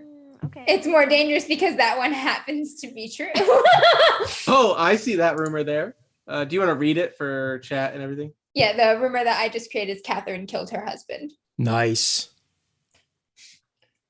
That's a People bold. are talking. Oh, Alright. boy. Maybe that's because of Lord Remington just said, "Oh yes, she must be beside herself. We think she must be a happy widow." You're not the only Merry one thinking widow. that. Interesting, yeah, a merry widow. All right, I have one. I'm gonna just spread the rumor of people having noticed Martha looking at Remington and remembering that they were an item. Ooh, before he left. Yeah, the rumor Yeah, is like, Martha did and you Remington see- had a fling. Did you see? Well, they probably knew. I don't look spreading- at it as like has it having been a secret thing. I think it was just a thing, and then it faded away, and he married Elizabeth. I Yeah. put it in as Martha and Remington have been making eyes at one another. Yes, perfect. Yeah. That's good. That's perfect. Oh, who immediately spread it? Somebody was like, Me. yes. I'm spreading Alright. that one. I'm spreading that one. Alright. Perfect. Spreading that bitch? All right, and that is just me and Jess again. What you thinking? I had one, but I realized they're both played by Rainey, so I'm gonna think of something else. Yeah, You bring can it. fuck with Let's Rainey. go. Fuck with me. Let's Do go. it. No. The two characters I wanted to create drama with are like both played by Rainey. So That's like fine. it does play That's out. fine. No, I don't want to do that. There's Paul nothing and in Edith? here about Kinda, what's the- Ludwig. Yeah. I'm gonna keep thinking. I mean, there doesn't have to be anything about Ludwig, but he is a giant piece of shit. There should be something technically- about Ludwig. Absolutely. remember- Technically, the Windrith turns tricks for Yeah, money Lud- is yeah, that probably one's spread gonna- by Ludwig. I don't know Or, though. no, If you're that a was stalker, I you don't know if wouldn't it's really spread do by that. him, but he's gonna if he hears that, he's gonna fucking be upset or That's something. big blackmail. You know? That's He's big gonna be upset, blackmail or he's for- gonna show up with some money. Like, Yeah, or something. Oh no! Oh no! Or he's gonna like show up and ask her if it's true or something. Windrick's gonna be like, You "What know the what? fuck are you talking about?" You know. I'm gonna put a rumor in, because there is someone that just has not been mentioned in a moment. Yeah, my poor Edith. Am I right? Xavier is secretly extremely wealthy, is the rumor I'm going to create. nice. I love I it. love that. Because people saw love Xavier that. with Oh, that's a Martha. big Oh, one. look at him! Like, he can't be a real governor. Look at this rube. Well, plus I deck him Rich. out in like the nicest clothes, so everyone's just like, "What in the hell?" Or Xavier's after Martha's money. So I will His spread that father Xavier is left wealthy. behind a fucking just a wealth of just these brilliantly masterpiece carved katanas. Like, Or maybe they think he's really wealthy because they think he's like a bastard. He's like a hardcore bastard, and he's been left in the will. Ooh. Or in it with Ooh, Joffrey that's skimming off the good. top. Why else Tie would it- he tie be it around the into hardcore so much? There's a Yeah. lot of ways that could be a rumor. Yeah, From tie your it in- first fling with Martha. or tie it into the Joffrey Like, they're skimming. not romantically involved. She's his mom. Oh, wow. Harcourt is his dad. Oh, Oh man, boy. my Poor goodness! Xavier. Hey, I didn't start Savage. bad. Savage. That is savage. Many reasons why I'm they just think gonna spread Remington and Thomas Fuckery are having a fling. It's a good one. Yeah. It is a very, very good one. Remember Thomas Fuquerie. So now you can't say shit about me and Edith. Who said I now- had plans to? that's a great scene with you and your daughter both confronting each other, and you both are actually queer. Hey, wait, Like, are well, you? Wait, are okay you? then, okay. Are we? Fine. Yeah. High five. No more family hugging. We just No, please, if you're queer, it's the finger guns. Yeah. That's how we communicate. Truly Oh, okay. such an iconic queer reading. Always a Man. little bit awkward, like I shoot a lot of finger guns, and now I'm wondering what kind of energy I put out in the world. Brady's like, I always just Wonderful. return. I always It's just a- return them. I don't know. I love it. I do it all the time. It's the bisexual finger gun is Gotcha. how I've had it referred to me. Ah. Gotcha. Um, I love it. so now after all of these beautiful, crazy rumors have been started in society, we move to the epistolary phase. Oh boy. So I'm gonna write letters to people. everyone gets up to 2 letters.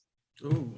These can be either from your major character or from your connection, to any of the other major or connection characters, or to an off-screen character should you wish. So is this the connections we're playing, or the connections to our So- major characters? You are writing a letter from either your major character or the connection you're playing. So so- Paul. Okay. So, yep. So for you, it would either be Edith or Paul writing a letter. You could Okay. also do just 2 from Edith, just 2 from Paul. You can also do only 1 if you wish. Okay. But everyone gets 2. Okay. And replying to another character does count as one of yours if you wish to reply in a letter and not in a future scene that we'll handle next time, perhaps. I'm so tempted to have Paul write a letter to the Johnston brothers and just be like, Yeah, that's actually awesome. That's Listen, Hi, here's the deal. This is what I really. Paul. Like, I'm your business partner. I'm your business partner. I'm your goddamn I partner, promise. Indiana Hi. Jones. "Hi, I got you." Token it right back. I promise. I will use a token to have him right back too. Actually, We're just setting up Paul to just become. Paul becomes like a super wealthy booze baron. I love it. Oh my god, that's me. Yes, this is Donald and Alexander Johnston here with Lefroy. All right, let me think. Maybe that might actually be one. So how are we going to do this? Are we just going to like verbally like speak the letter out? Yeah, that's probably the best way to do. Yeah, okay. That is thinking narrate the what letter. do. I'm copying and pasting something real quick on the history of Lefroy. My God. Y'all need to know. Oh, what the fuck? Oh, man. This fucking copy paste bullshit doesn't work in chat. I'm gonna legitimately have. Oh no, we had to record stop a it because thing. of the guy we just bounced. No, I just I deleted you can't post links in chat because of spam bots. Smart. I But if can't you're copy copy- and post text either. You should be able to. Are you logged in? Unless got it's- Oh, he's doing it in Zoom anyway. Oh, it's in Zoom. Jesus. Yeah, well, I don't fucking know what I'm doing. I just work I'm here. sorry. That's how you spell that? Yeah, that's not how I now that I see it, I've seen it. I didn't recognize it when you pronounced it. It's a good scotch. Like, I don't have it right now, but I did. Here's where I'm gonna like. I'm not a big fan of the Islay PD scotches. Yeah. Okay, but I've got a letter. I like I Lagavulin have a more than letter. Lefroy. All right. Amber, start us off. I've got a letter from Katherine to Lord Harcourt. Or Lord Remington? Harcourt. Remington Lord It Harcourt. is very okay. talk to Lord Harcourt. Dearest Lord Harcourt, it has come to my attention that you're in possession of a rather extraordinary horse. I saw your performance and I was quite impressed with the creature. I've also heard that you are a man of adventure. And I was wondering if you would like to have a game. What do you say to a friendly wager between families? And basically, she wants to offer a bet at the race. You enter your horse, I will enter mine. If I win, get stud rights to your horse for a year. If you win, help me think of something that she could offer everyone. Paul and his distribution rights. Paul is that actually now? Here's the thing: Bro. we haven't played the Ooh, scene out she yet. loves her brother. She never wanted But- him in a marriage that he's not interested in. But the That's what I'm Harcourts saying. need some dough, yo. And I got to marry an aged girl here. And so, Paul, Edith. Oh, and the I'm worst not part even about saying- this. She I'm not won't. even She won't saying- offer marriage, but she will offer to introduce them. and see how Actually, they get here's along. how we do. Let me respond to that. Okay. Yeah. So, No. Or Scotch. and if you, Wait. and then she'll leave it like that. Like if you win, that's name a fine. reasonable price. Yeah. Now, can without us metagaming, the best Yeah. part about that, Amber, and I don't even know if you know this, Paul will fuck this up because Paul is trying. No. Paul is trying to fix the race and pull up producers to convince the owners of the Bay, which he doesn't. I guess he does realize now is Remington, but also as represented by the circus of Fucquerie, to make more money losing the race than winning it. Yep. So like he doesn't know that this is your plan and he's gonna fuck it up. And one way or another, you guys are gonna probably make out in this, but like one of you is They're gonna gonna be make pissed. out? They're gonna No, make no. out? Yeah. No, not like that. No. But like one of the If they two. get caught looking like they fixed this bet from both ends, that'd be terrible. But the thing is, like, one way, Paul makes a ton of money, and that's a win, I guess. Not that you guys need more money. And the other way, Amber, you get stud rights from a great horse, so and makes a bunch of money. Like either way, this family's coming out with a bunch of money. But like we're gonna piss each other off when we find out what the hell Fucking that Ives. was. Yeah. Fucking Especially Ives like- crooks. Catherine is way more interested in the horses than she is in the money. Like we have money. Oh, like, sure. what were you doing? So Lord Remington writes back and he says, my dearest Catherine, I'm afraid you know me too well. I am indeed always interested in both sport and adventure. I accept your terms, and for my end, well, I cannot help but notice that young Paul has grown into a strapping young man, and my young Edith has also grown into a lovely young woman, and while I realize we cannot force matters of the heart, I think that's an introduction, and perhaps nature runs its course, could be something that would benefit both families in the long run. Catherine Catherine will accept his terms. Done. Should he win, she will make introductions to these two young people. And then Young I get to people. role play with myself for 5 minutes. Uh, One of you is gonna go That was monologue gonna be token, my rumor too. monologue token, and then monologue token, and I'm just sitting here going like, Edith or If- Paul. If a conversation between Edith and Paul happens, I will play Paul, so you can play your major character. Okay, all right, That is what my job is. okay, gotcha. No, we all become schizophrenic. Arguing at each other. Meanwhile, All right, that's my letter. One letter, yes. my first Nice. letter is going to be Barney writing a letter. I'm to born the- in Barnyard. Really? Barnyard Gillingham. E-I-E-I, oh my goodness. So I'm sorry, really quick, Jess, just to interrupt. So every time you say Barney and I do that, it's because when I was at the police academy, we had a guy in our class. He was the youngest kid in our class, and his name was Robert Barker. So obviously we all called him fucking Bob Barker. And every time he would get called on for something during class, like we'd be talking about like criminal law, I'd be like, bubblegum blasted Bob Barker. Come on down. Blasted bubblegum chewing Bob Barker. The price is wrong, Bobby. Aw. Bob Barker. Barnyard Barker. It's so dumb, but it's funny.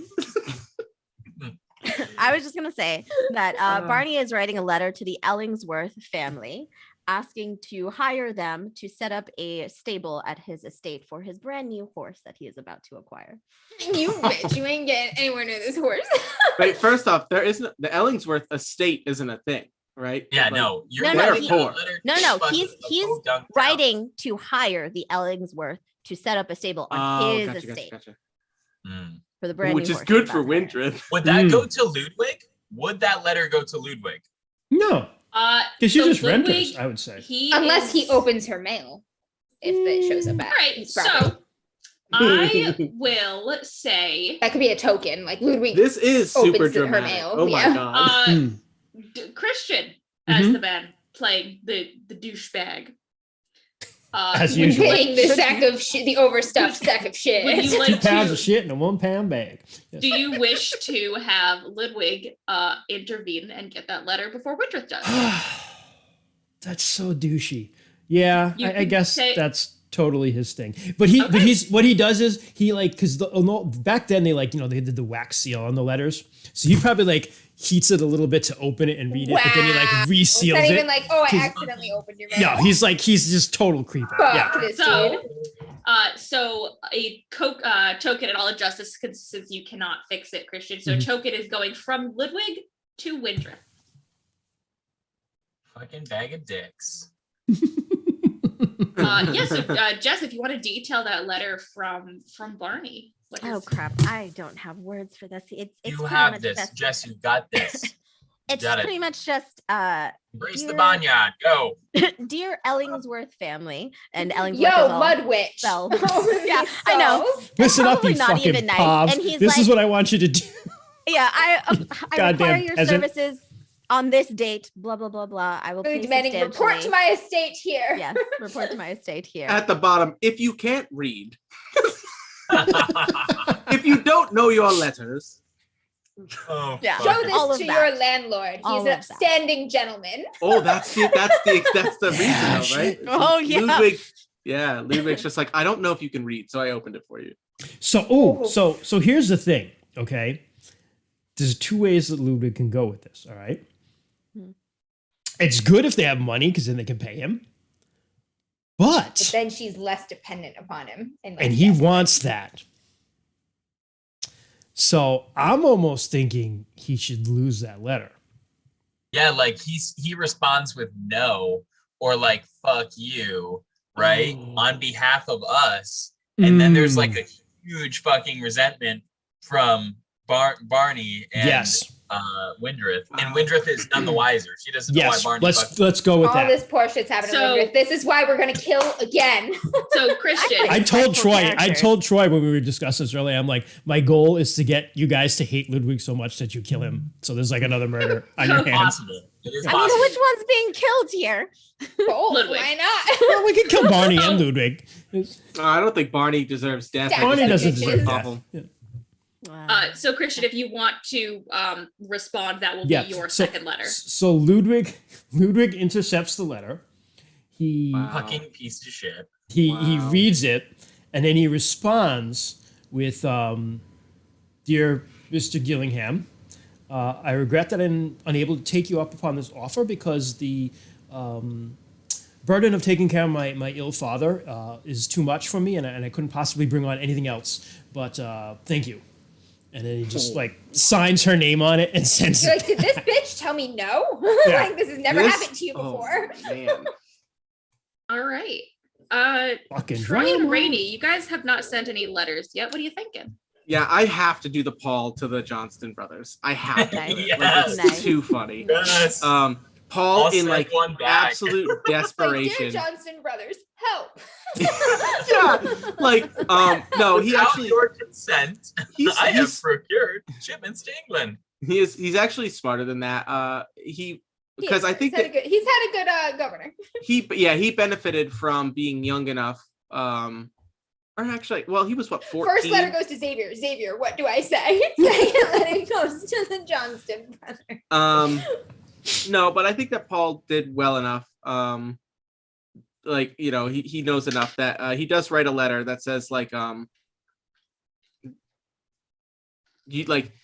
it says, "Dear Johnston brothers, like through word and a tasting of your new product, I have found interest in my local region.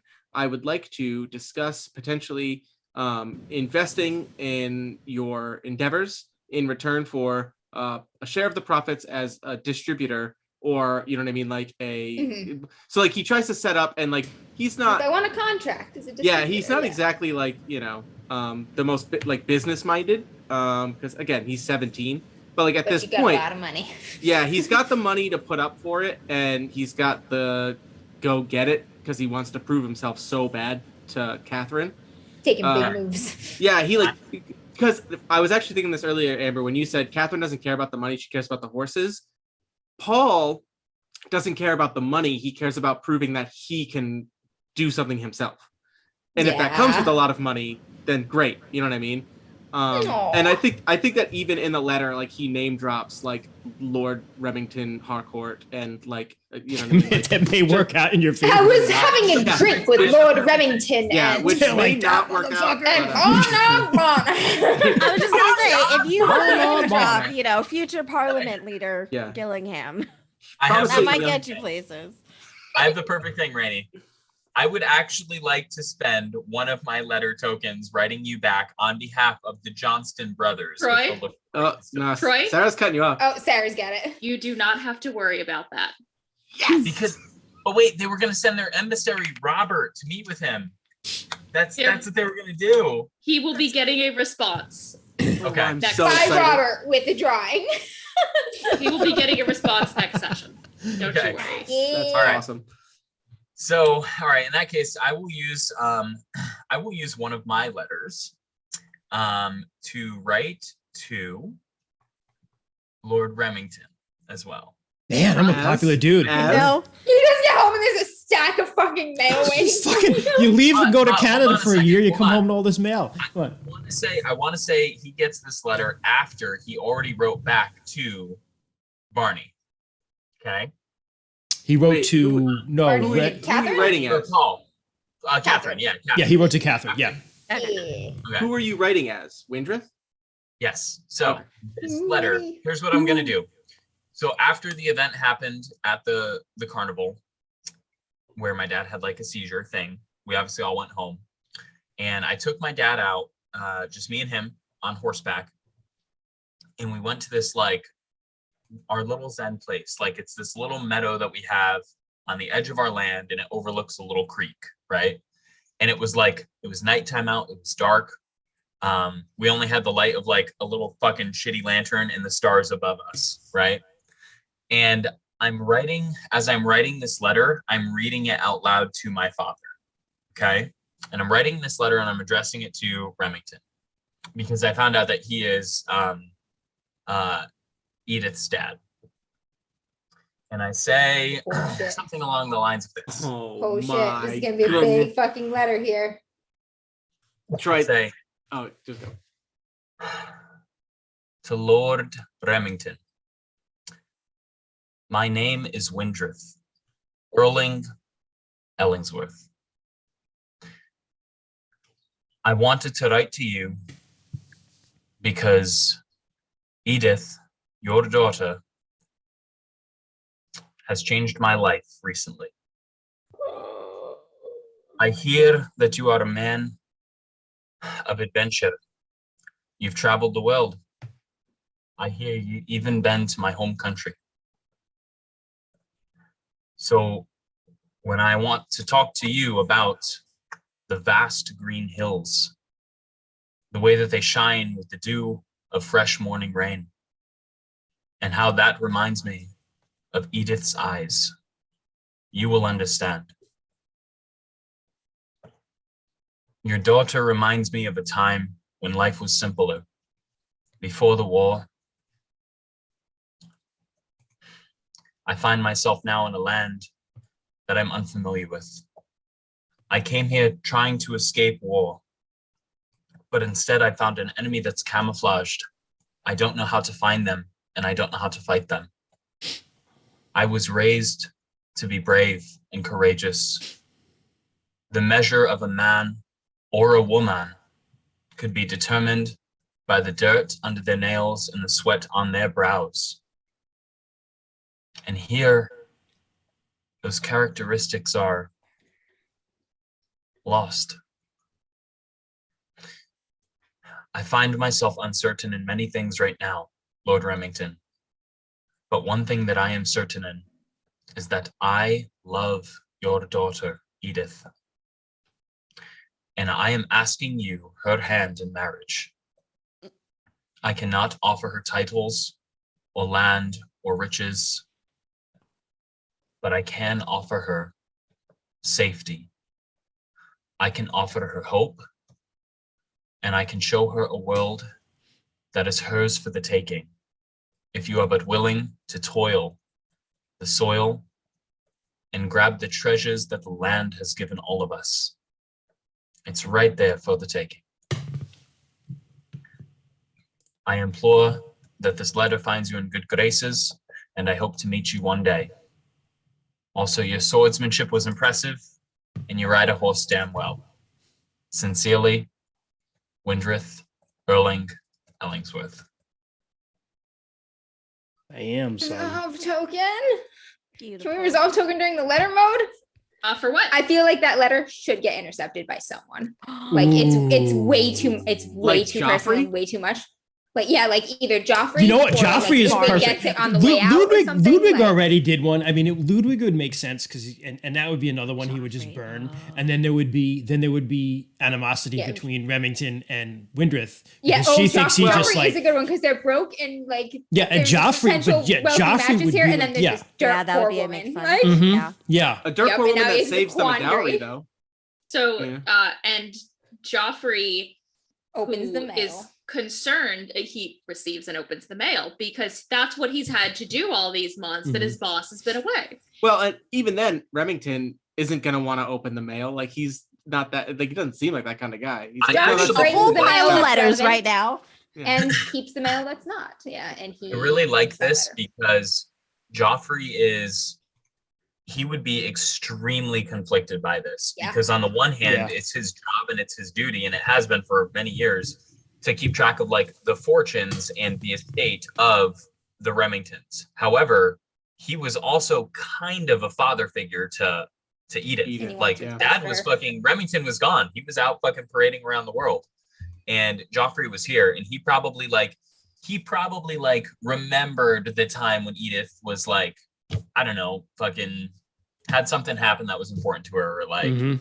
you know, And and Remington he wasn't was there. the one that she ran to, like, to help, Yeah. with boy problems or whatever, you know. That's I've had- also a I've conflict in become and a of woman. itself, right? Like, what do I do? And Joffrey's like, holy fuck, I don't know. I don't Like, know. And then but they he both was start there. screaming for the maid. They're like, Yeah. Marianne, Marianne. himself. But like my point is though, he was there, so I feel like he would be extremely conflicted by that. It wouldn't be like as cut and dry as like, oh fuck this, like barnyard billing burning. No, So- and that's so- another conflict too, because he genuinely loves her, wants what's best, and he knows though, like in this good society, what is actually better for you, love or money. Yes. Right. That's Like that he perfect. could, with the best of intentions, think like he doesn't want her to die poor. Like people die when they're poor. Like, you know, they Yes. suffer. So I will say this is definitely That's his something own you can. job, too. Go ahead, I'm sorry? Sarah. Or Jess, What'd you or say, Go ahead, whoever. Sarah. No, go ahead, Sarah. No, this is definitely Berg. Definitely something you could spend a resolve token on. You can have it come from either Catherine or Martha. It doesn't really matter. And it would go to. Windrith, right? I'm into Yeah, it would kind of go to interfering with Windrith's Yeah, plan. it would go to Windrith. All right. Yeah, I gotta fuck that one up. You laid it bare in a letter. Oh, dangerous girl. Yeah. 4 resolve tokens Well, right now. she's 4, and 2, she's not noble. She doesn't know how to play that very careful Yep. wording game. You know what I Mhm. mean? So The crazy thing is though, is that if that letter did get to Remington first, who is like a noble man of good society, it actually probably would have been very effective because he doesn't give a F. Yeah. Remington Yeah, does not give a of all fuck at all. He nobles, would have been like, that oh, would've do you been the love this best girl? person to get it. Sweet. Yeah. We're like, Yeah. Joffrey, how are the books looking? They're perfect. They're excellent. He's like, most of them are brown. Like, yeah. All right. So got I letters okay. all around except for Christian.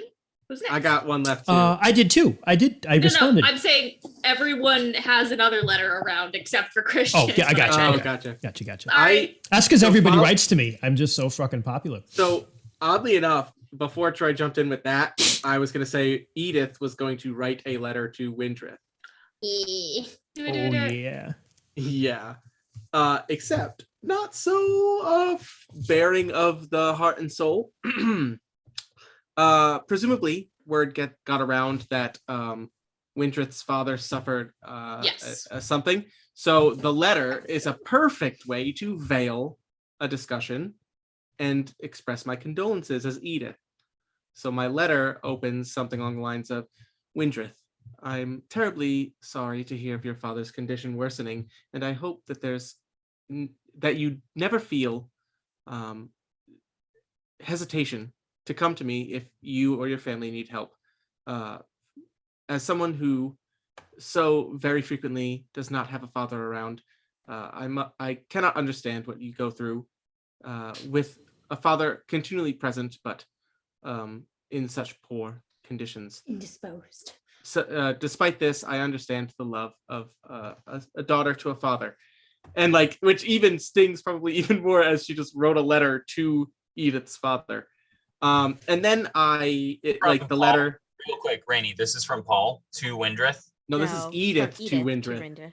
Edith to Windrith. Okay. Yes. So she's expressing her condolences about your father's condition worsening and says, never hesitate to, come to me if you or yours need anything.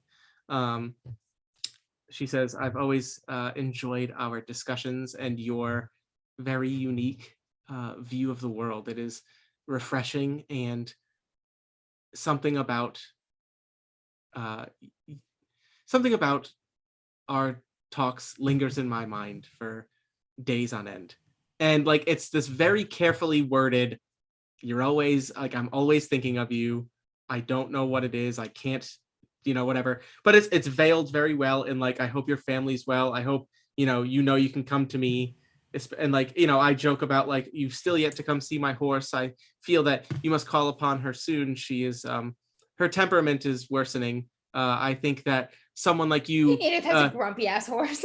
well, but like she says it, so it's like, I wonder if she would find your presence as comforting as I do, and things like that. Yeah, and it basically just ends with like, as you know, my father intends to, find a suitor in short time. I hope that between this festival and the season and the winter or something like that, you know what I mean? Like, I hope we have one more like summer or something. You know what I mean? Like she just says something along the lines of like, ugh, and ends the letter very hopeful, but like basically really saying like we got to figure something out. Yep. Nice. Excellent. Cheat. And let me know if I start cutting in and out because my computer just said my internet's getting spotty. You're so. good. All right, cool. I would also like to. I have one more letter, right? You do? Let's see, Xavier. I have a letter that I want to send to Lord Remington Hart. Fucking A, man. Nobody leaves me alone. Deluge of You, mayo. hey, you come back and you're a big deal, Dad, Yeah. Papa, Daddy. Yeah. Oh God. I can't send a letter on behalf of Martha, can I? No. Amber would have to do that. Yeah. We It don't can have to only be military. Ludwig or Windred. Woodruff. Yep. Yep. Ludwig hasn't sent any letters, has he? No, you don't. You'd send us Jeffrey or Winter. Yeah, Jeffrey. Yeah, Jeffrey would say. Jeffrey or Windred. Yeah. It's whoever you're playing. I'm sorry. Jeffrey to Paul, buddy. Jeffrey to Paul. Let's go. I am gonna send a letter from. I can't do that because I play both of the characters. Damn. You Jeffrey just to can. Windred. You could. You just don't get a response immediately. I am gonna send a letter to Paul from Jeffrey saying, let's meet at the Ives estate on such and such date and time. But it's a date and time that he knows Windrith is going to be there. Okay, at the Ives estate. Okay. Nice. Oh, okay. That's to Paul from Jeffrey. Yeah. Yep. And you're Ooh. basically saying, meet me in the stables when you know like Windrith is going to be there. Oh man, they're gonna have something out here. Oh shit. Ooh, okay. Yep. Oh That's what I'm shit. doing. What is Jeffrey thinking? This is a conflicted man right now. He's got a lot on his mind. All right. A lot of responsibility. What do you Jess, got, what was your Xavier? letter? I was just gonna say, Christian, have you done a letter yet? No, I just have to respond to everybody because they keep writing to me. But Yeah, go like, ahead. all he can do is respond. It's so much fun. Just like how much mail? Gotcha. Go ahead. Yeah, Xavier's This, going to this write. takes one of his letters, but he looks at Martha and he's like, in like drawing He form. sends a Oh, no. dick-shaped smoke signal. He has no more letters. He says an original Robert. The original Robert. Original Robert. Oh, Oh my Original God. When we Davenport. eventually start making shirts, even though this was never streamed, we should just have a stick figure with like, you know what I mean? Like, And it says I original drew Robert. one. Just Remember, says I in drew, original I drew Robert. Robert's French girl picture on a note card. yeah, Oh, it just man, says that's in so it says, original how do you Robert. feel about nudity? Yes, we should do that. It's a t-shirt. really long Absolutely. t-shirt and the back has bare ass cheeks printed on it. Nightgown. What? If you use your Jeff Bezos money to subscribe to DMs After Dark, We can is make the this qual- happen with enough. This is the quality merch you get from us. Go ahead, Jess. Don't allow these chaos beasts Thanks, to distract Christian. you. Yes. I will do my best. It just says, Lord Harcourt, we didn't get a chance to speak during the festivities today. Welcome home. I'm not sure if you remember me, but I am Xavier. You hired Delquath. me to teach your You literally was teach hired. my kid. Of course I remember. I was hired to teach and educate Edith. She is a remarkable young woman, and she is bold. She is intelligent. You should be very proud of the person she has become, and she makes good decisions for herself. I hope you are well. Know that all is good here, and hopefully we will meet soon. And that's all. P.S. Stay the fuck away from my woman. Nope. I don't think he Doesn't say noticed that. them make I eyes don't at think each he other. did. All right. It doesn't say that. So do I get to respond again or no? I have two. You kind of have your two. You guys will meet in person. Yeah, I we'll have to presume. Yeah. That's fine. respond to Yeah. some of this. Yeah. That's the sort of thing you might just be like, I'll Yeah, catch up with you, Xavier. Yeah. Yeah. Yeah. No response. Amber, it is just you now. One letter left. Yeah, it's gonna be from Martha to Xavier. And it's gonna be a poem. It's a poem that has lots of descriptions of nature and the changing of the seasons, and just like imagery about the natural lands and natural environments, but it's very, very risque at the same time. Oh no. And the gist of the poem, all an innuendo, nothing explicit, but at the same time, even a nerd like him, especially because I'm sure he has studied poetry, cannot deny the undertones there. But basically it is it's kind of urging him to be more bold and to take action sort of thing. Rainey, how did you know? These moments. Rainey just writes in our chat, "You are a geyser? I am You a are- cavern." You're Is that a what that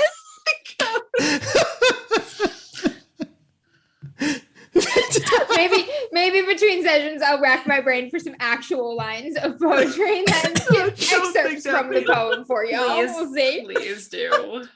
But yeah, that's the gist of it. Lots of nature imagery, Yeah. undeniably risque undertones, and the theme of it here is encouraging him to sort of seize the moment, act a little more bold. I love the idea too of Time Edith is being like, short. "Oh, you got a letter from Martha. Let me see it." He's like, "No, No, not for young blushing eyes." so red. Oh my. All right. And with that beautiful innuendo-filled look at the beautiful world around us, we wrap up the epistolary section. And that is where we will, I think, pause for tonight, because I do not want to start another novel chapter until next time. Chapter 2 next. So there are a couple types of novel chapters. The last one was the festival was what we would call an event chapter, where it all takes place in one setting. I believe it is very appropriate for next one to be a visitation, where because we have a During lot the of day before the next day of the festival Yep. and the races, Make people calls, going around doing call shit, upon, yeah. stirring shit, arranging shit. Yeah. yes, and I think we'll have the visitations and lead that into an event, kind of make a one longer novel chapter of all the Nice. the chaos. That's excellent. And I will leave it off as you all send all your beautiful letters out into the world. Though some get fulfilled, some get intercepted. And we will pick up with this in Lord 2 weeks' Remington time. is crushed beneath the weight of all of his It's mail, just one like foot so much twitching. Oh, drink. Everyone with He's liquid near basking you. and he's like, "That's right. I made Uh, a big stir with my appearance. Everybody wants a piece of that." Everyone with a liquid near you, drink. We got a hydrate redeem in chat. It's for me. I was gonna take a sip, Oh. so I just went. I Take a got all sip. these. My tea is Take a empty, but I sip. have a water bottle. There you go. Ayo. So Oh, classy, Troy. You're drinking Lefroy and Doritos out of a straw. Oh my god. Oh, and Jess, if you decide you want to get rid of that rumor out of stream between the 2 weeks, I have an alternate room where I can swap Yep. in before we start the next one. So Okay, just let me know. I'm sure it's fine. I think It's gonna fade anyway, probably. So Yeah, Yeah, I'm sure if it's it fine. doesn't get spread. We're gonna fucking kill Ludwig anyway. As the groundskeeper in Bluebeard's Bride, I'm always interested in exploring angry feminist themes. So all right. So thank you guys for joining us for this. You know, every time I think I can wrangle, and every time I am very. Oh, very we did wrong. good. I think this one went well. Yeah. Yeah. Well, good, because Burger. Kitty. Oh, her little Oh. face. We leave y'all tonight with Burger. That's like the best way to end things. So thank you guys so much for joining us here at good old DMs After Dark. We really do appreciate it. Baby Swiss is here as well. See, we give you guys Swiss. cats. So we're Baby here Swiss for. looks so confused. B Swiss struggled a lot less than Burger did. Burger was like braced against me real hard. I was like, "Say hi." And she said, "No." Swiss was just like, "Fuck." If you guys want to interact with us, we are on all social medias at DMs After Dark. And you can also email us at dmsafterdark@gmail.com if you wish to do so. We also have a podcast. We have, if you just search for DMs After Dark in any of your podcast apps, we put the audios of all of our sessions up, as well as our original podcast, Modified Roles, where we talk about DM tips and all that. And if you do enjoy listening to our podcast, consider rating it. That really would help it get seen. We appreciate all of the, reviews and love we've gotten, and hope that more people like it and more people can enjoy the insane weirdness that we throw out into the world. So thank you everyone so much, and we will see you in 2 weeks for a bizarre series of visitations and curse words, I'm sure. Chapter 2. Meetings. Right. Well, thanks everyone. Thank you, everyone. Thank you Quick so much. shit, I don't have a good outro. Someone give me something. Stay Insert. Stay hydrated. Stay social. Stay social. Fancy? Stay fancy. Stay fancy is good. Stay No, we're not fancy. fancy. I'm fancy. Society. You You know talk for what? yourself. Tonight, Society. Tonight- Good. Shakespeare, Christian fancy. Stay scandalous. Stay Tonight- fuckery. Ooh. Stay we are all Fucquerie. part of the Thomas Fucquerie. Fuckery says good night. Fuckerie. Fucquerie. French. De Fucquerie. Stay Fuckery. Goodbye. Bon Dieu. Adieu. Bonjour. Oh my gosh, yeah. Au revoir. Au I'm so revoir. sorry. Take care, All of our everyone. French fans. Goodbye. Good way to end it.